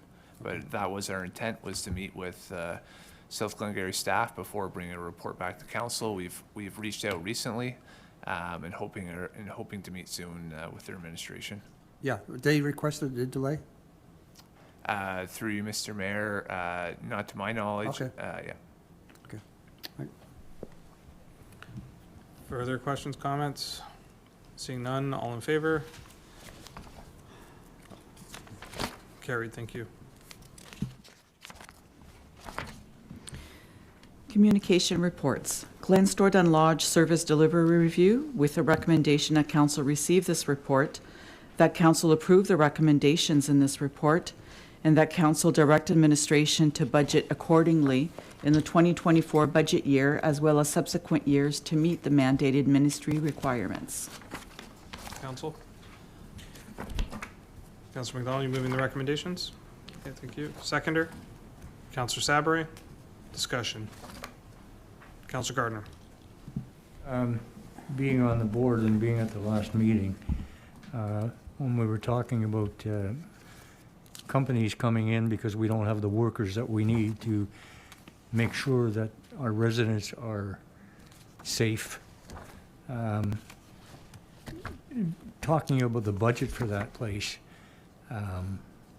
we're $700,000 in debt, or not necessarily in debt, but it's costing us that much money, $700,000, to be able to keep that place safe. And if it's going to be a budget issue, then I'll talk about it at that time. But I understand that we have been hiring some people and training some people, but the $700,000 that it's costing us to keep Glenstoredon open really, really bothers me. Thank you. Further comments? Councillor McIntosh? Yeah, when I went through this report, I'm going to additional 72 staffers. I'm going like, where are they going to get these people? These are great to have these kind of targets, but right now, you talk to anybody in the long-term care business, and there's such a shortage of PSWs especially. And there seems to be a lot of movement, people go from one home to another to get the best deal. So just a comment, that's going to be a real challenge along with the financing, but it's coming up with the bodies, and I think it's a real ambitious goal. Councillor McDonald? So I just, through you, Mr. Mayor, I wanted to recognize, as my colleagues do, that Glenstoredon Lodge has tremendous challenges, but I'm certainly confident that, and urging my colleagues to support the efforts of the administration and staff there by signing on to these recommendations that at budget time will ensure that Glenstoredon Lodge can meet its mandated obligations. Councillor Good? Thank you, through you, Mr. Mayor. What portion, if any, will be subsidized by higher levels of government for these costs? Ms. Morgan? Through you, Mr. Mayor. So what we have indicated here is the net cost to the corporation. That takes into account the base increase that we have already been provided by the province in terms of that, as well as increases to resident fees, which tend to go up by a certain percentage every year as well. I can advise we're not the only long-term care across the province. Every long-term care must follow these mandated targets by 2025. And certainly there's advocacy that's going on by different groups that present or represent long-term carers to talk about further increases to base funding, because this is a pretty significant hit to municipal tax bases, not just from a municipally run long-term care, but other long-term cares as well.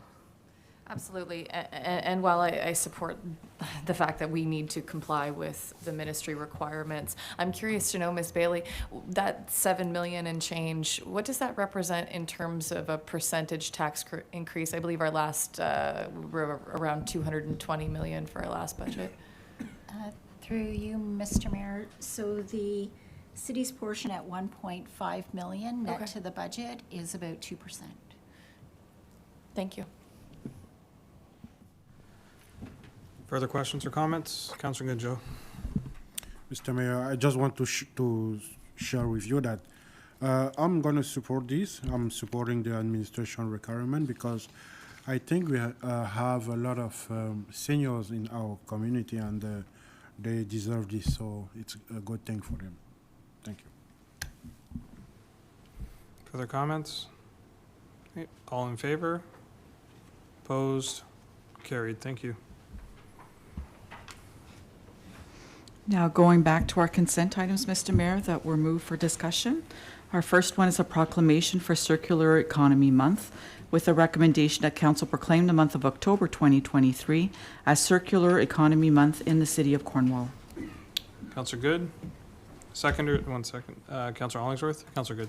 Thank you very much, Mr. Mayor. Through you, I just wanted to pull this from consent to highlight the importance of the Circular Economy Month and just the circular economy in general, reducing what we put into, reducing the waste that we produce and reusing the items that we purchase in different ways.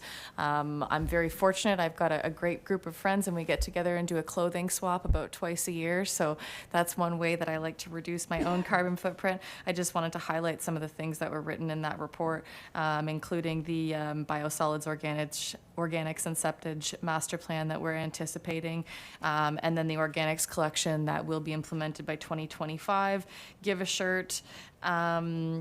And just to highlight the importance of resource conservation and the impact that this can play into our economy, we also have some really great businesses in town, not just our thrift stores, but there are others that do vintage clothing and consignment. So I think those kinds of economies are ones that we need to support. And I was wondering if any of the staff from the Environmental Services Department wanted to highlight any of the other actions that can be taken by residents in order to contribute to the circular economy.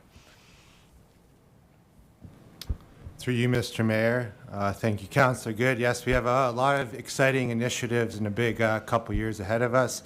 You highlighted a few of the programs there, but we continue to work. The Waste Management Division attends a lot of circular economy groups and meetings, and we have a compost, wood, leaf and yard waste, and we give a shirt you had mentioned as well. Extended producer responsibility is also coming, which I should highlight, which isn't just the municipality pitching in, but now the producers are going to start pulling their part as well. And you'll also see, I don't want to speak too far ahead, but there'll be some future council reports with some recommendations for some other diversion initiatives that we hope to implement. And ultimately, as we know, the more diversion, the more landfill space we save, so it's win-win. Thank you so much, Mr. Romano, and that saves us money too when we save the landfill. So keep that in mind. It's all a benefit to our community. Thank you very much. Further comments? Okay, all in favor? Carried. Thank you. Our next item is a proclamation with a recommendation that Council proclaim Wednesday, October 4th, 2023 as Energy Efficiency Day in the City of Cornwall. Council. Councillor Good. Seconder. Councillor Bennett. Councillor Good. Thank you very much. Through you, Mr. Mayor. Again, I wanted to just highlight this, not to open it up for debate, but just to reinforce the fact that energy efficiency is important. It's going to save us money. It's going to help our environment. There are home energy efficiency rebates that are available through the province, and I encourage everyone in Cornwall to go and get a home energy audit and go through and make those efficiency upgrades to your own home where you can. Help save yourself some money and help save the environment. Thank you. Further comments? All in favor? Carried. Thank you. Tender 23 T33 Security Services, with a recommendation that this tender be awarded to Iron Horse Security from Ottawa at the total bid price of $967,022.93 for a 3-year period with the option to renew for additional 2-year period. Mover? Councillor Ngunjo, seconder. Councillor McIntosh, discussion. Councillor Ngunjo. Mr. Mayor, just wanted to pull this out to remind that we are going to spend around 1 million of our taxed residents. So it's important to bring this on the table and to not spend this morning like that. It's something that we can speak about only for 1 minute before spending. Thank you. Further commentary? All in favor? Carried, thank you. Tender 23, T44, Geotechnical and Soil Quality Investigation Services, with a recommendation that this tender be awarded to Cambium Incorporated from Kingston at the total bid price of $407,478 for a one-year period. Motion. Councillor Gunjo, seconded by Councillor Gardner. Discussion? Councillor Gunjo. Same pattern, just to remind that we're going to spend a lot of money here from our taxes. It's very important to bring it on the table. Thank you. Further comments? All in favor? Carried, thank you. RFP, Terms of Reference for Play Structures, with a recommendation that council receive this report. Mover, Councillor Gunjo, seconder, Councillor Hollingsworth. Councillor Gunjo. Mr. Mayor, I just wanted to make sure that this item is representing all our stakeholders' opinion about structures. I don't know if it is a discussion that has been done with all our stakeholders about structures in our community. Mr. Fothrop. Through you, Mr. Mayor, our playground structures, we follow a recommendation that was produced in our recreation master plan that included extensive stakeholder engagement and public consultation.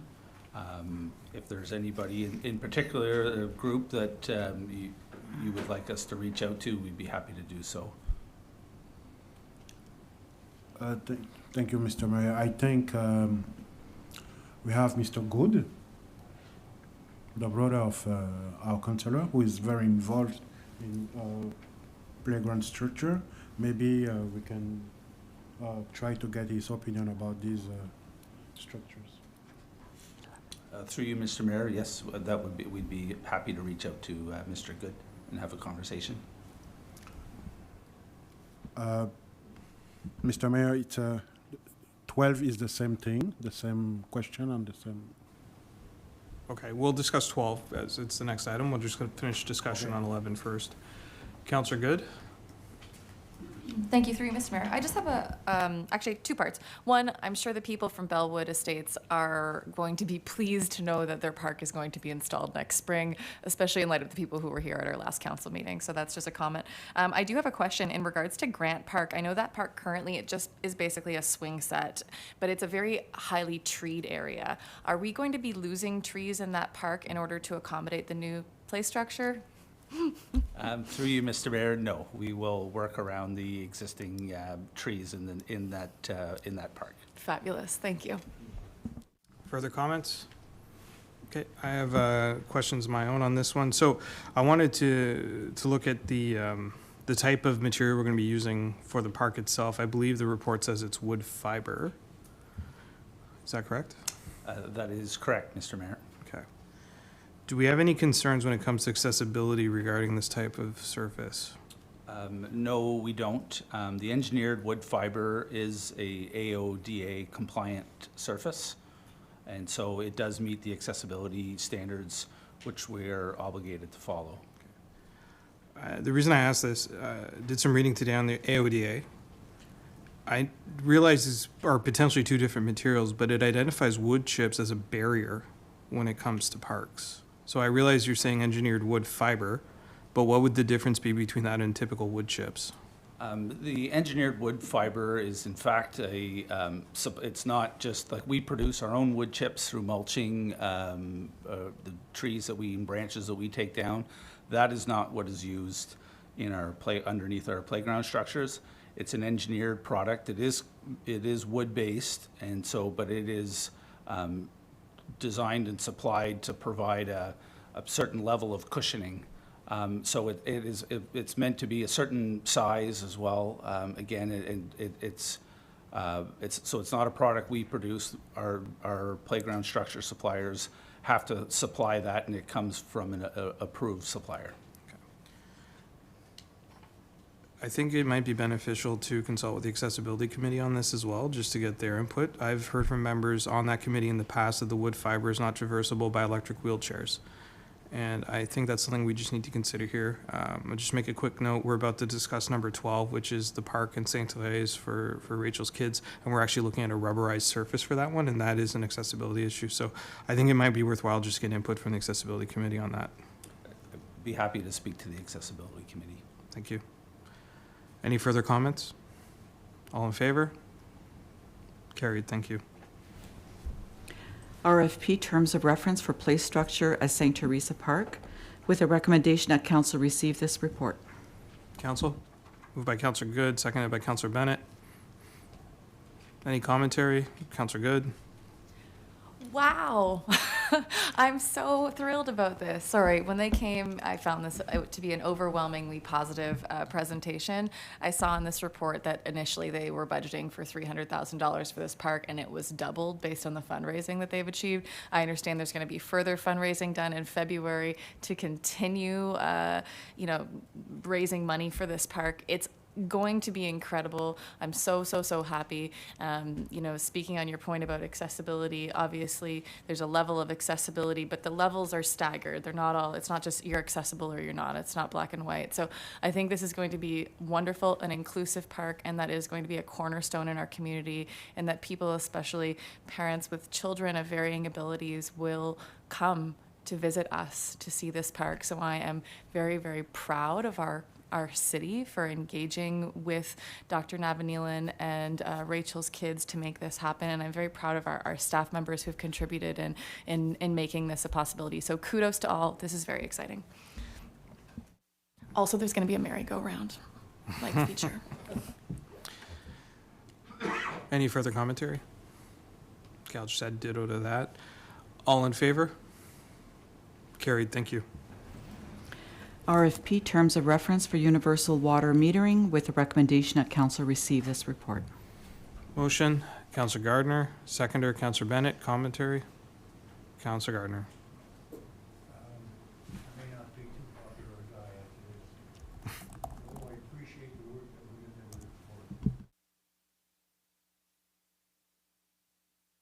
Mike, please. Not in good conscience support the recommendation, as I do not believe the city should borrow $17 million, adding to our present debt for a project that, in my opinion, is not needed. It is opposed by a majority of Cornwall residents. When I went door to door pre-election, I would suggest that 90 to 95% of the people that I spoke to did not want water meters. The argument of conservation, there are different ways that you can do that, a number of different ways. I'm not going to expand on that. Conservation can be done by law, going after people who abusing water. I see it every day in the summer. I cannot and I will not support the recommendation based on that. On a point of order, Councillor Gardner, I had you moving this motion as you put your hand up first. So I'm going to look for a new mover for this motion. Okay. Councillor Hollingsworth. Councillor Bennett, you still the seconder? Yes. Okay, thank you. Further discussion? Okay. All in favor? And all opposed? Abstention? Okay, thank you. Carried. Funding for community initiatives, with the recommendation that council receive this report. Council? Moved by Councillor McDonald, seconded by Councillor McIntosh. Discussion, Councillor McDonald. Thank you, Mr. Mayor. Through you, I want to thank Ms. Bailey, and I'm sure the team that assisted her in doing the research to present this report. And I'm so happy that it's in the public domain as well, since our agendas are published at a time when the province has certainly violated acceptable standards of giving benefits. It's really important, I think, that our position is made very clear, and our practices and policies are obviously what they should be. And I think that something I especially like about the report is the detailed amounts that are recognized as having been given, and throughout the clarification that always the public interest is the matter at hand, and that's why benefits are given. And I think that I think this is really good for our residents to see, because we have to let the world know we're not just about sewers and sidewalks, we're also about community building. And anybody who was in Lamoureux Park on Saturday can recognize how absolutely successful that venture was, with very little investment on the part of the city, but what a benefit to the whole community. So kudos to Ms. Bailey and her team for making this statement, making it public, and really this is standing up for things that grow our city and strengthen community bonds. Thank you. Thank you. Councillor McIntosh. Yeah, I agree with what Councillor McDonald just said. It's interesting that the funding, everything from $25,000 down to $75 in kind. That's $25,000 helped a family purchase a house. Great. I brought this up because there were a couple comments made at the last meeting that I know were, they weren't intended that way, but I heard back from a couple of people about money going out the back door and friends helping themselves to friends. And I thought that was improper, wasn't the proper usage, language to use, because as Councillor Gardner pointed out at that meeting, the Grants Committee is above board. What really ticked me off was if somebody in the audience was shaking their head, yes, yes, yes, as if, yeah, they do it. And I think some people confuse the Grant Committee with the accommodation tax thing, which is we have nothing to do with. That's a separate committee. They operate on their own. They hand out the money as they feel should be handed out. It's got nothing to do with council. But I just want to reinforce that I got nothing but great trust in our administration and the others, the Grant Committee, when it comes to dealing with this money. And as Councillor McDonald says, some of these groups are really, it pays back to the community, makes it a better place to live and enhances our quality of life. So that's why I pulled it. Councillor Hollingsworth. Just a comment, Your Worship, with regards to the report. I think that sometimes the word sponsorships may be a bit of a semantics thing, but it's not necessarily, I don't see it as a sponsorship in the sense that if economic development gets on board for a trade show, well, I don't see that as a sponsorship. It's like an investment, or it's a means of advertising. Now, maybe the word sponsorship is the word we're supposed to technically use, but if I send a group of people, municipal employees, to a trade show to pitch how great Cornwall is, well, I don't really see that as necessarily a sponsorship. If the city piggybacks in with, let's say, St. Lawrence College, they're going to pitch how great the college is, and we're going to get on board to say, yeah, and if you come to the college, look at how great Cornwall is. Maybe it's a sponsorship, but I see that as furthering the benefits of the city of Cornwall. So I don't know moving forward how we need to kind of couch that in terms of semantics or how we fit it into policy. And I'm certainly not interested in, getting reports from managers that they gave $100 to some, group who are going to carry T-shirts and pins of Cornwall someplace. I don't see that as a bad investment ever. So I'm not sure if it needs to have like a policy or where it fits, but certainly I don't see it as sponsorship the same way as, McDonald's might sponsor some race as a means of advertising. It's kind of a different animal. And I certainly don't see it the same way as a grant, where we just say, hey, look, this is a community event. We're helping the community event survive and thrive. I see this in a lot of cases in the list that was reported.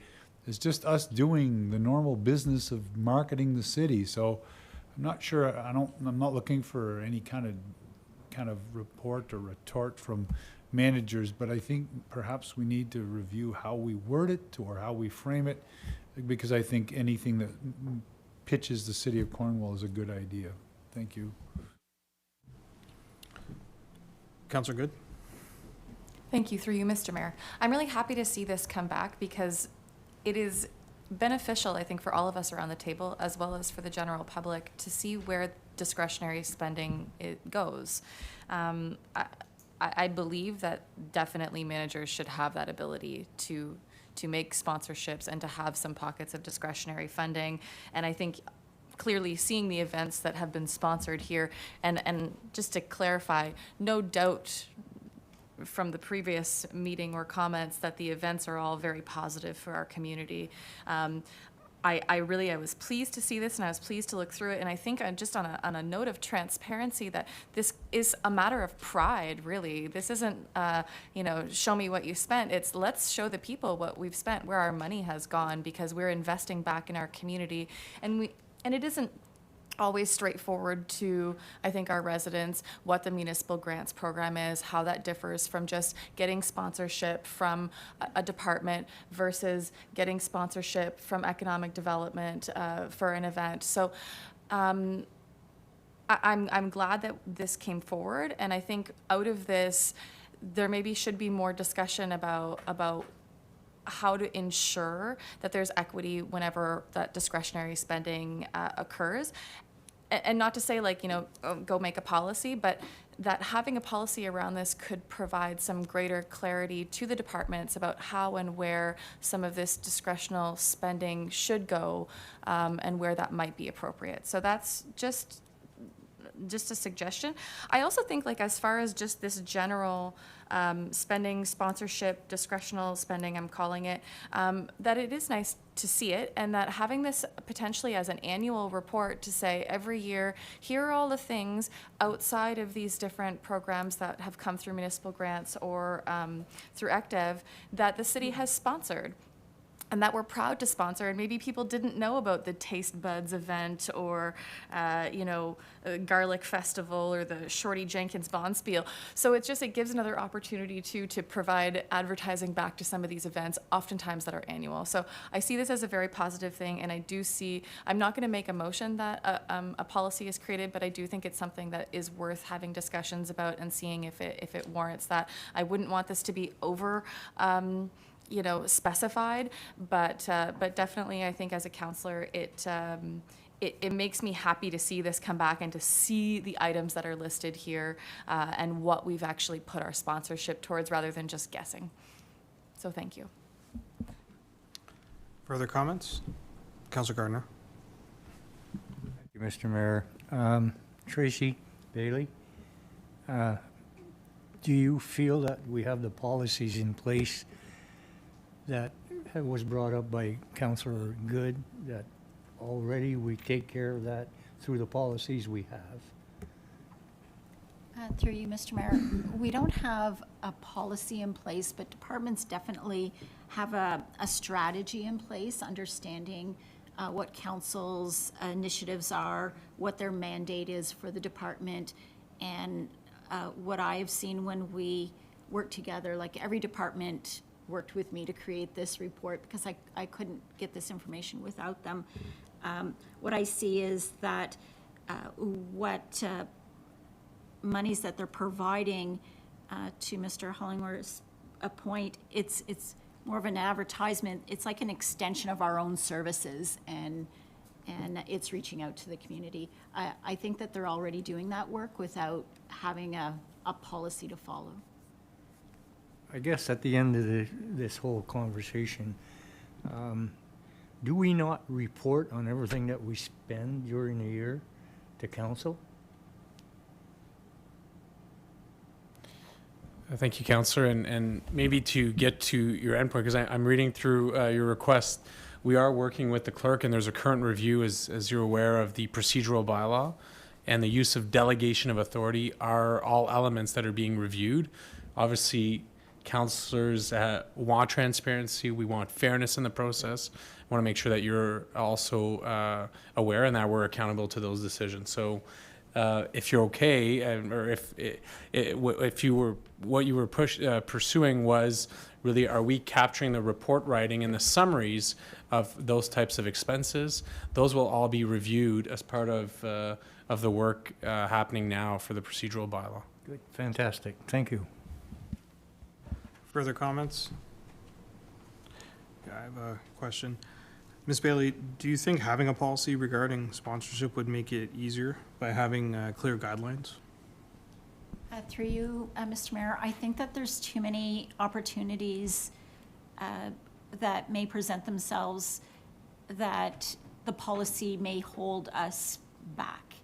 And so once a policy is in place, that policy needs to be followed, and it may close the door on some opportunities where we're looking at council strategies that may change, and normally mandates of the departments don't, but if you understand where I'm coming from. Oh, thank you for that. That's helpful. Okay. Any further discussion? All in favor of receiving the report? Carried. Thank you. We have one new business motion, Mr. Mayor, proposed by Councillor Hollingsworth and seconded by Councillor Good. Now therefore be it resolved that Council request administration to report on the feasibility of creating a multi-sport outdoor recreation facility. And now therefore be it further resolved that administration contact the various outdoor recreation programs to ascertain their interest in such a facility. Councillor Hollingsworth. Little latitude, Your Worship, if I might. I gotta make sure I explain myself. So recently, as you're all aware, this youth group came and said, we would like to set up shop at the Bob Turner Center. They had a number of things they had in mind. Administration kind of put the brakes on, saying, well, you know, we're thinking potentially affordable housing, it's the better location and that kind of thing. Well, it kind of made me start thinking about where we were going with that particular location. A couple of things that are noteworthy to my colleagues that you may or may not know. The grass at that facility takes a lot of work to maintain, and a lot of volunteers spend a lot of time trying to keep it in decent shape. The lights are shot or just about shot, and I'm confident that our manager will corroborate that fact. That's not going to be cheap.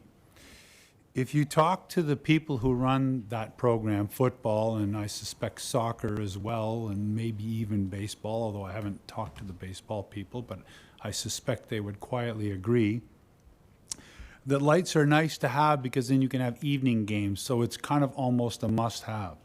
The other thing they'll tell you is that there's no change rooms with showers. Now, I don't know if anybody here has ever played football in the rain and the mud, but I think if you have, you would know that being able to take a shower when you're done would be nice. We don't have any facility with that, and I suspect soccer in the rain isn't much different and all of that as well. We all know parking at that particular location is lousy. It's been lousy since the time I started playing hockey there and football there. It hasn't gotten any better, and I guess we could plow the old slab under and try to make a parking lot out of that. But our administrators have told us that when we start digging up that's going to be some serious bucks as well. The other thing that most municipalities, or many municipalities, have is they try to kind of have a confluence of recreational activities all in the same place because it makes more sense to build a whole bunch of things rather than a little pocket here and a little pocket there and a little pocket here. So that's something we can't do affordable housing or any kind of housing or anything there until we figure out what we're going to do with the football guys. If we're going to talk to the football people, which I have, then we might as well talk to the soccer people too, because it's my understanding they're interested in getting on board on something. And I knew that before I even made the motion. A couple other numbers that are noteworthy to my colleagues that you might want to keep in mind. When Fox Jones wrote the report that said the library was falling apart, it took us 27 years to build a new library. The hockey rinks were shot when I was 5. It took us probably about 27 years to build a new rink. The arts community have expressed a number of years for an arts center, probably in the range of 24 to 28 years, and I suspect I might even be lowballing on that one. The Kinsman Pool was well past its prime when I was 7. We've actually built one when I was about 33. So you can do some number crunching on that. My point is simply this, that if we want to do something with this particular field to accommodate football, potentially soccer and other people, if we start today and said today, hey, let's go ahead with this, at bare minimum, realistically speaking, we're talking about 5 years. That's the truth. I could probably make a report or pitch a motion to say, let's have a costing. My colleagues would ask for more information. I could probably make a motion for site selection. Once again, my colleagues would ask for more information. They would probably talk about public consultation. Once again, somebody would say more information, and all that's valid. Now, of course, the fallback is to say, well, we have a recreation plan. Just to give you a quick rundown, we have a strategic plan, a recreation plan, a water plan, an environment plan, climate change plan, an official plan, a zoning bylaw, an archaeology plan, a task force on housing, a housing plan, a traffic calming plan, an organic master plan, and I probably haven't even touched on half of them. Here is my point. We have a lot of plans, but we get preoccupied with the plan and we don't seem to focus on the action. And I'm not pointing any fingers at anyone. It's just a fact of how it's been in the 16 years I've been around here. My point, getting back to the bottom line, is I would like to do something with this field. I would like to start today, and by asking administration to present some kind of report, it means, if my colleagues agree, hopefully you do, it means that we've decided that this is something we would like to kind of focus on. It's nice to have a big giant plan, but the plans get so big we get lost in the plan and not on the specifics. I would like to deal with this particular piece of property for a number of reasons. A, from a recreation perspective, but also if we're talking about housing, what, 10 years, give or take? Is that the number we kind of kicked around? It's a 10-year development. Excuse me, through you, Mr. Mayor. It will be a 10-year development plan. Right. So if we started today, maybe 10 years, maybe 15, and we're talking about housing now being a priority. So what I'm asking you, if you wish, please and thank you, is to at least support the motion, to get a report specific to this site about what we can do from a outdoor recreational perspective so that we can start kind of moving forward on this small little item, because quite frankly, in a 3-year period, it's not like we're going to get the whole plan fixed.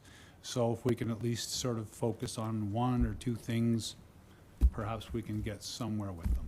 Thank you, Your Worship, for your indulgence. Thank you for your brief remarks. Councilor Good as a seconder. Do you want to comment at this time? I would like to wait, if I may. Council Gardner. Oh. Yeah, I'd like to make a comment. The last 2 paragraphs is what sold me. And being a part of the committee that got the aquatic center done, it came to council 3 times. The 3rd time we said, let's do it. The same thing with the Arts Council or the Arts Building. We talked about it and talked about it for years.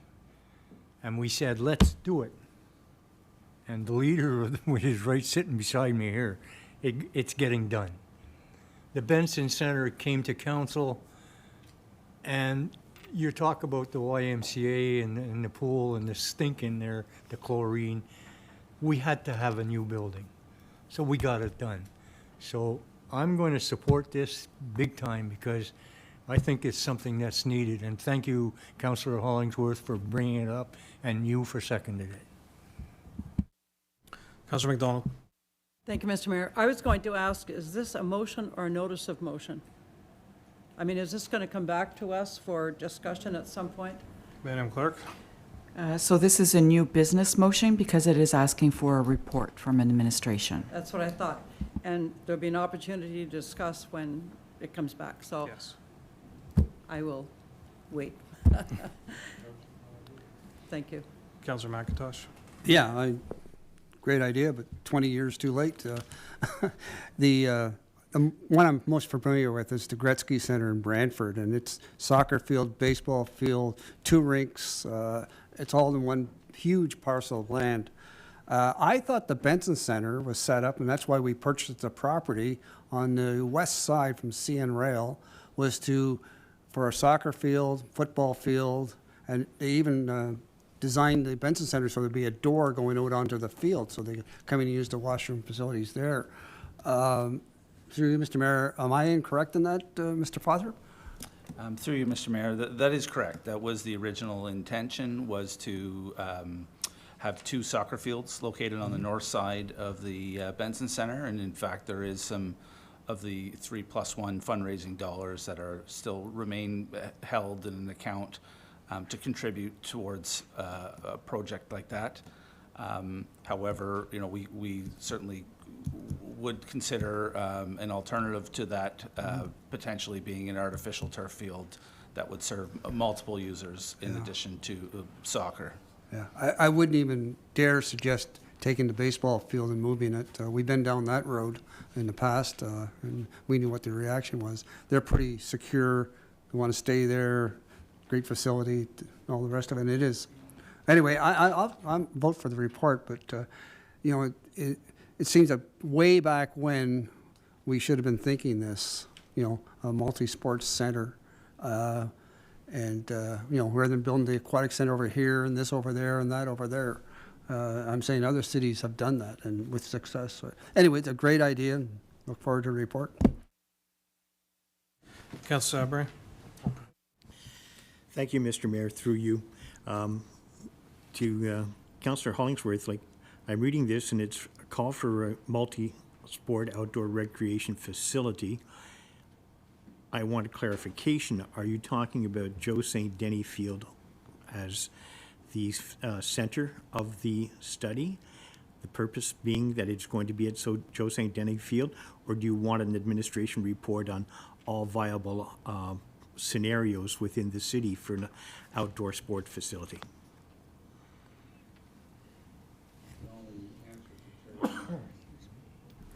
Councillor Hollingsworth? Hasn't stopped you before, but anyways. Quite frankly, I don't have a sort of set idea as to where it's located. If in the report they said it's Joe St. Denis is the best place, that's fine with me. The Benson Center is somewhere in the east end of town. I know the sentiment has been, wouldn't it be nice if we spread some? I don't care. Just tell me somewhere that makes some sense to me. So wherever council wants to go is fine with me. Thank Mr. Mayor, I'm not opposed to this at all. I'm just looking at the wording, and it seems to be centered with regards to Joe St. Denis as the notice that is given on page 8, and then with regards to what is stated on 309. So I'm just, you know, that's why I was asking for the clarification. But then again, I'm confused about everything because I listened to your math with regards to the years in which things had to progress in that, and I figure your age right now has to be 41. So. Well, if you think I look 41, that's awesome. Any commentary not related to the councillor's age? Councillor Gunjo. Mr. Mayor, I'm going to support this. This is very important. I love it. So thank you very much for this facility that we're going to have in our community and for the IDM, Councillor Dean. But at the same time, I would like to think about what's going to happen when it's going to be snowing. So what about an indoor too? It's not the topic for today, but I think further, we're going to go further, thinking of we need to go further about a gym in our community. We need a gym for many kind of sports, basketball, volleyball, handball, BR, all those kind of activity sports that we need to have in Cornwall. So thank you. I'm going to support it, and I think I'm going to work on the same kind of project for an indoor facility too. Thank you. Councillor Good. Thank you, Mr. Mayor, through you. I seconded this motion because I was interested to see where Councillor Hollingsworth was going to go with it. And I think I'm looking forward to see what comes back from administration. If it comes back being that, Benson Center is the place and that's where we're sticking to, then so be it. I think we all have ideas for how we can improve recreation in our community, and access to sports and outdoor sports is very important. I kind of had brewing in my mind, sort of along the lines as Councillor Ngunjo, in regards to a gym or a community center that could be used that is not necessarily part of the Benson Center, and that could potentially be a viable site for that. And I think it would complement very well with the potential use of keeping it as a field. So I support the motion, obviously. I seconded it. And I'm looking forward to seeing what comes back from administration and what direction we choose to take. Thank you. Further commentary? Mr. CEO?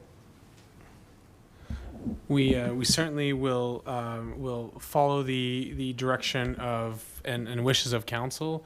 After speaking with the team, I want to make sure that you're setting us up for success. The report and the context of the report does not outline the types of sport. It does not outline the areas of location or the specific needs aspects, which leaves it very broad. I understand maybe that is part of the interest, but I wouldn't want the concern I believe we have is maybe to falling up into a plan. Like if we come back, it's nimble, council will say, well, come back and add these and these. If we come back, it's too big, then it might take us a number of years to realize. And then we don't want to put ourselves in a position where the consideration for locations might trip up other decision points. So I don't know if the mover and the seconder of the motion would have additional directions which might help the team provide a timely and considerate report. Councillor Hollingsworth? What do you want us to say? Turn it over maybe to Mr. Faltrup to... Well, let's get right to it. What would you like in the motion to make this a success? Through you, Mr. Mayor, I guess maybe some understanding for the multi-sport outdoor recreation facility. Is your expectation an outdoor turf field that can be used by both soccer and football? Well, okay. Realistically speaking, typically facilities are successful if it's a multi-sport facility. If you look at the Benson Center, you have hockey rinks, you have indoor soccer, you have pickleball, you have tennis. In the summertime, you can add lacrosse as part of that. You can have small trade shows. So it's a multi-use facility, right? So if I said just do it for football, which is essentially the core at this point, but recognizing the soccer, people running soccer, my understanding, would like to have something comparable. I mean, I guess nobody wants to touch baseball, fair enough, but I don't know, like, for example, field lacrosse is also something that potentially could be accommodated. So when I say multi-sport, I don't know all the sports who would potentially be interested in getting in on it. But when it becomes public, there's a perception, I think, in some groups that, oh, it's just about football.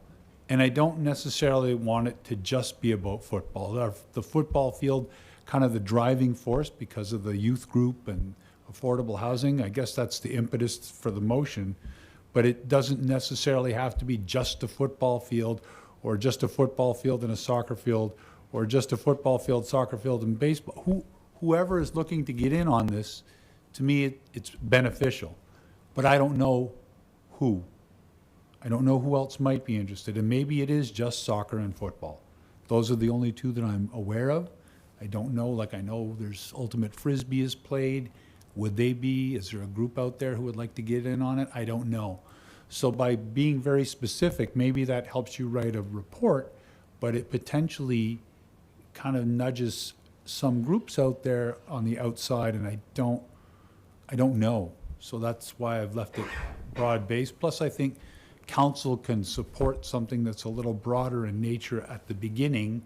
And then if it boils down to something specific, then maybe they may or may not. But I want to get something started, is what it's boiling down to. So in terms of the report, when I say multi-sport, it's, hey, guess what, community? We're looking at trying to do something comprehensive. If you're interested, give us a call. I guess that's what I'm looking for. Hence the public consultation aspect of the motion. Through you, Mr. Mayor, I think that context is helpful. I think we're talking about an artificial turf field that can Sure. serve as many user groups as possible. And so we can certainly go through our sort of stakeholder groups or recreation stakeholder groups that may have a vested interest in an artificial turf field and reach out to each of them and see whether or not, how they could be accommodated by such a facility.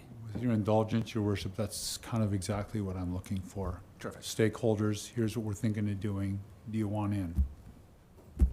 Thank you. Councillor Good and Councillor McDonald. Thank you, through you, Mr. Mayor. May I just add that I think it may be a good idea to have this go through the Recreation and Parks Committee. I'm not sure the intention, if there are any updates on that committee as to when it's intended to begin.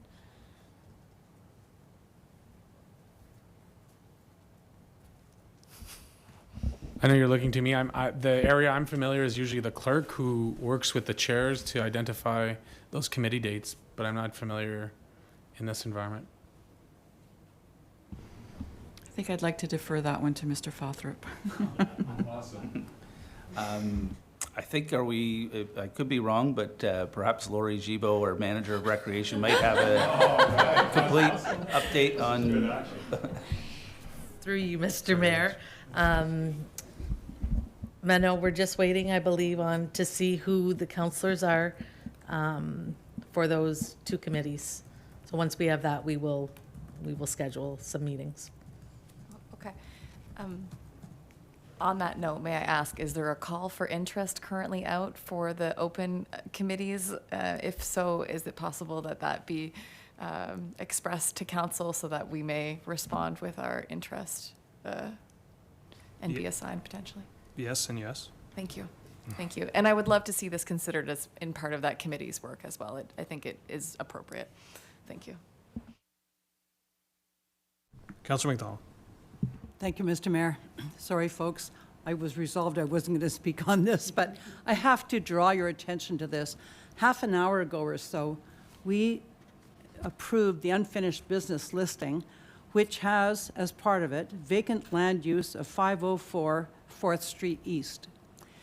And I think for us to take such a popular notion of having the sports mecca of all meccas in the center of town, which is where the Bob Turner Center is, has the capacity to kind of blind us to a lot of other possibilities, many of which, at least one of which, I think is so much more important. And it would be the second time that this has happened to that property and the potential for housing on that property. We had a town hall meeting here. We had a succession of countless people, I can't count how many, who sat there and relived the glory days of their youth at the Bob Turner. So let's just slow down a little bit and let's let the sports angle be part of that discussion that we approved that we would have. But let's not bump it from the timetable because of this motion. So I really think let's have this discussion as part of that unfinished business item that we approved half an hour ago or so. Maybe we were just kidding. I would hope that we see that it's just not right for us to twice bump the wider possibilities of the use of that land by sports. And nothing against sports. I mean, seriously. But I mean, we got a whole community and we have needs beyond athletic endeavors. We have, I think, a lot of sports facilities, but we've got a crying need for housing. And I think that before you give a kid a football, you make sure he's got a place to put his head to sleep at night. Thank you. So I'm not going to vote for us doing this, certainly not before we have the discussion from the unfinished business listing. And I urge my colleagues to please consider that. Thank you.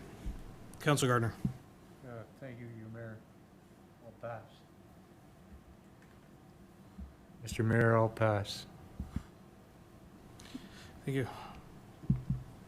Councilor Hollingsworth, you want to wrap up? No. All in favor of the motion? All opposed? Motion's carried. Thank you. Now, Mr. Mayor, if I may deal with those two additional items we added to the agenda that I missed. The first one is a proclamation with a recommendation that council proclaim the week of October 6 to 13 as Ontario Cadets Week in the city of Cornwall. Motion? Councilor Sabri, Councilor Bennett, all in favor? Carried. Thank you. And our second item was the non-competitive procurement of winter maintenance trucks from the City of Ottawa, with a recommendation that council approve the non-competitive procurement of 3 plowed trucks from the City of Ottawa. Councilor Good, Councilor Gardner, all in favor? Carried. Thank you. Bylaws 2023-88 to 91 inclusive, listed on the agenda, are being presented to council for adoption. Motion? Councilor Bennett, Councilor Ngunjo, all in favor? Carried. Thank you. Reports from standing, advisory, and special and ad hoc committees of council. Councilor McDonald. Thank you, Mr. Mayor. Just a couple of quick hits. Earlier, Councillor Good mentioned the possibility of seniors opening up their homes once the nest becomes empty to students, for example. And I just want you to know that Encore Seniors is hosting a professor from the University of Toronto whose specialty is aging. And he is giving a presentation on a movement called Canada Home Share, where the idea, they actually have a team of social workers who would interview the senior first of all, and then the post-secondary student who might be the potential co-resident in the house. And so if anybody's interested in that, and I think that it's certainly a strategy given our desperate need for housing, November 9th from 1 to 3 at Knox St. Paul's. And I just want you to know that that building now has an elevator. I don't know if they always did, but you used to have to go down the stairs. And I think given that Encore Seniors is obviously inviting a lot of seniors, the fact that there's an elevator makes the building that much more accessible and inviting. So November 9th. Thank you. Thank you for that. Any further reports from committees? Councilor Gardner? Mainly from committee, or I just want to mention Saturday down at Lamoureux Park, how fantastic that was. How many people we had there from different countries was awesome. Talking to people from Nepal, from Africa, it was just wonderful. And whoever put that on, do it again, because it's worth it. Thank you, Mr. Mayor. And that reminds me of next Saturday. Please, if anybody doesn't have an orange shirt yet, you can buy them at the Benson Center. And they're open from 7 a.m. to 11 at night, I think. So, thank you. Next Saturday. See you there. Thank you. Further reports? Councilor Good? Thank you, Mr. Mayor. I don't think I mentioned this last time, but we did have our first meeting after the summer with the Le Village BIA committee, and we're making some progress. We have some new members, and we're looking forward to coming back and having conversations with the city in light of the work that will eventually be done on Montreal Road in that section. And so there's a lot of positive movement that is happening there, and I just wanted to report that. Nothing concrete, but just to say that we met. Thank you. Further reports? At this time, I'd just like to mention in discussion with the CEO, I'd like to see, being that today is Franco-Ontarian Day, I think it's worthwhile. I was at Lamoureux Park today for the celebrations, and first of all, I was just impressed. The youth that were there from Heritage and Citadel was fantastic. The vibe that was there was incredible. The future of our community is very bright. I just want to put that out there. But in some of the discussions I had with some of the attendees, I think it's worthwhile, and I'm going to ask the CEO for this, before the end of the year, I'd like to see a report on the French services that we provide as a municipality to our residents. And Mr. Seo, if you want to provide any commentary on that. Thank you, Mr. Mayor, and we'll be glad to take it away and report back as we've done for this council around the sponsorship. We'll do a similar report doing analysis of services that are available for francophones as part of the service delivery of the City of Cornwall. Thank you. So, Mr. Mayor, is that a motion? I believe it's a direction we can receive. Okay. Thank you. Madam Clerk? We are now looking for a motion to adopt the confirming bylaw, Mr. Mayor. Motion, Councillor Gardner, Councillor Bennett, all in favor? Carried, thank you. Adjournment. Councillor Bennett, Councillor Good, all in favor? All in favor, council? Thank you. All right, we are adjourned. Thank you, merci, bonsoir. Oh, that's right. Council, we need to return to our in-camera session, which we I'd like to start that as soon as possible.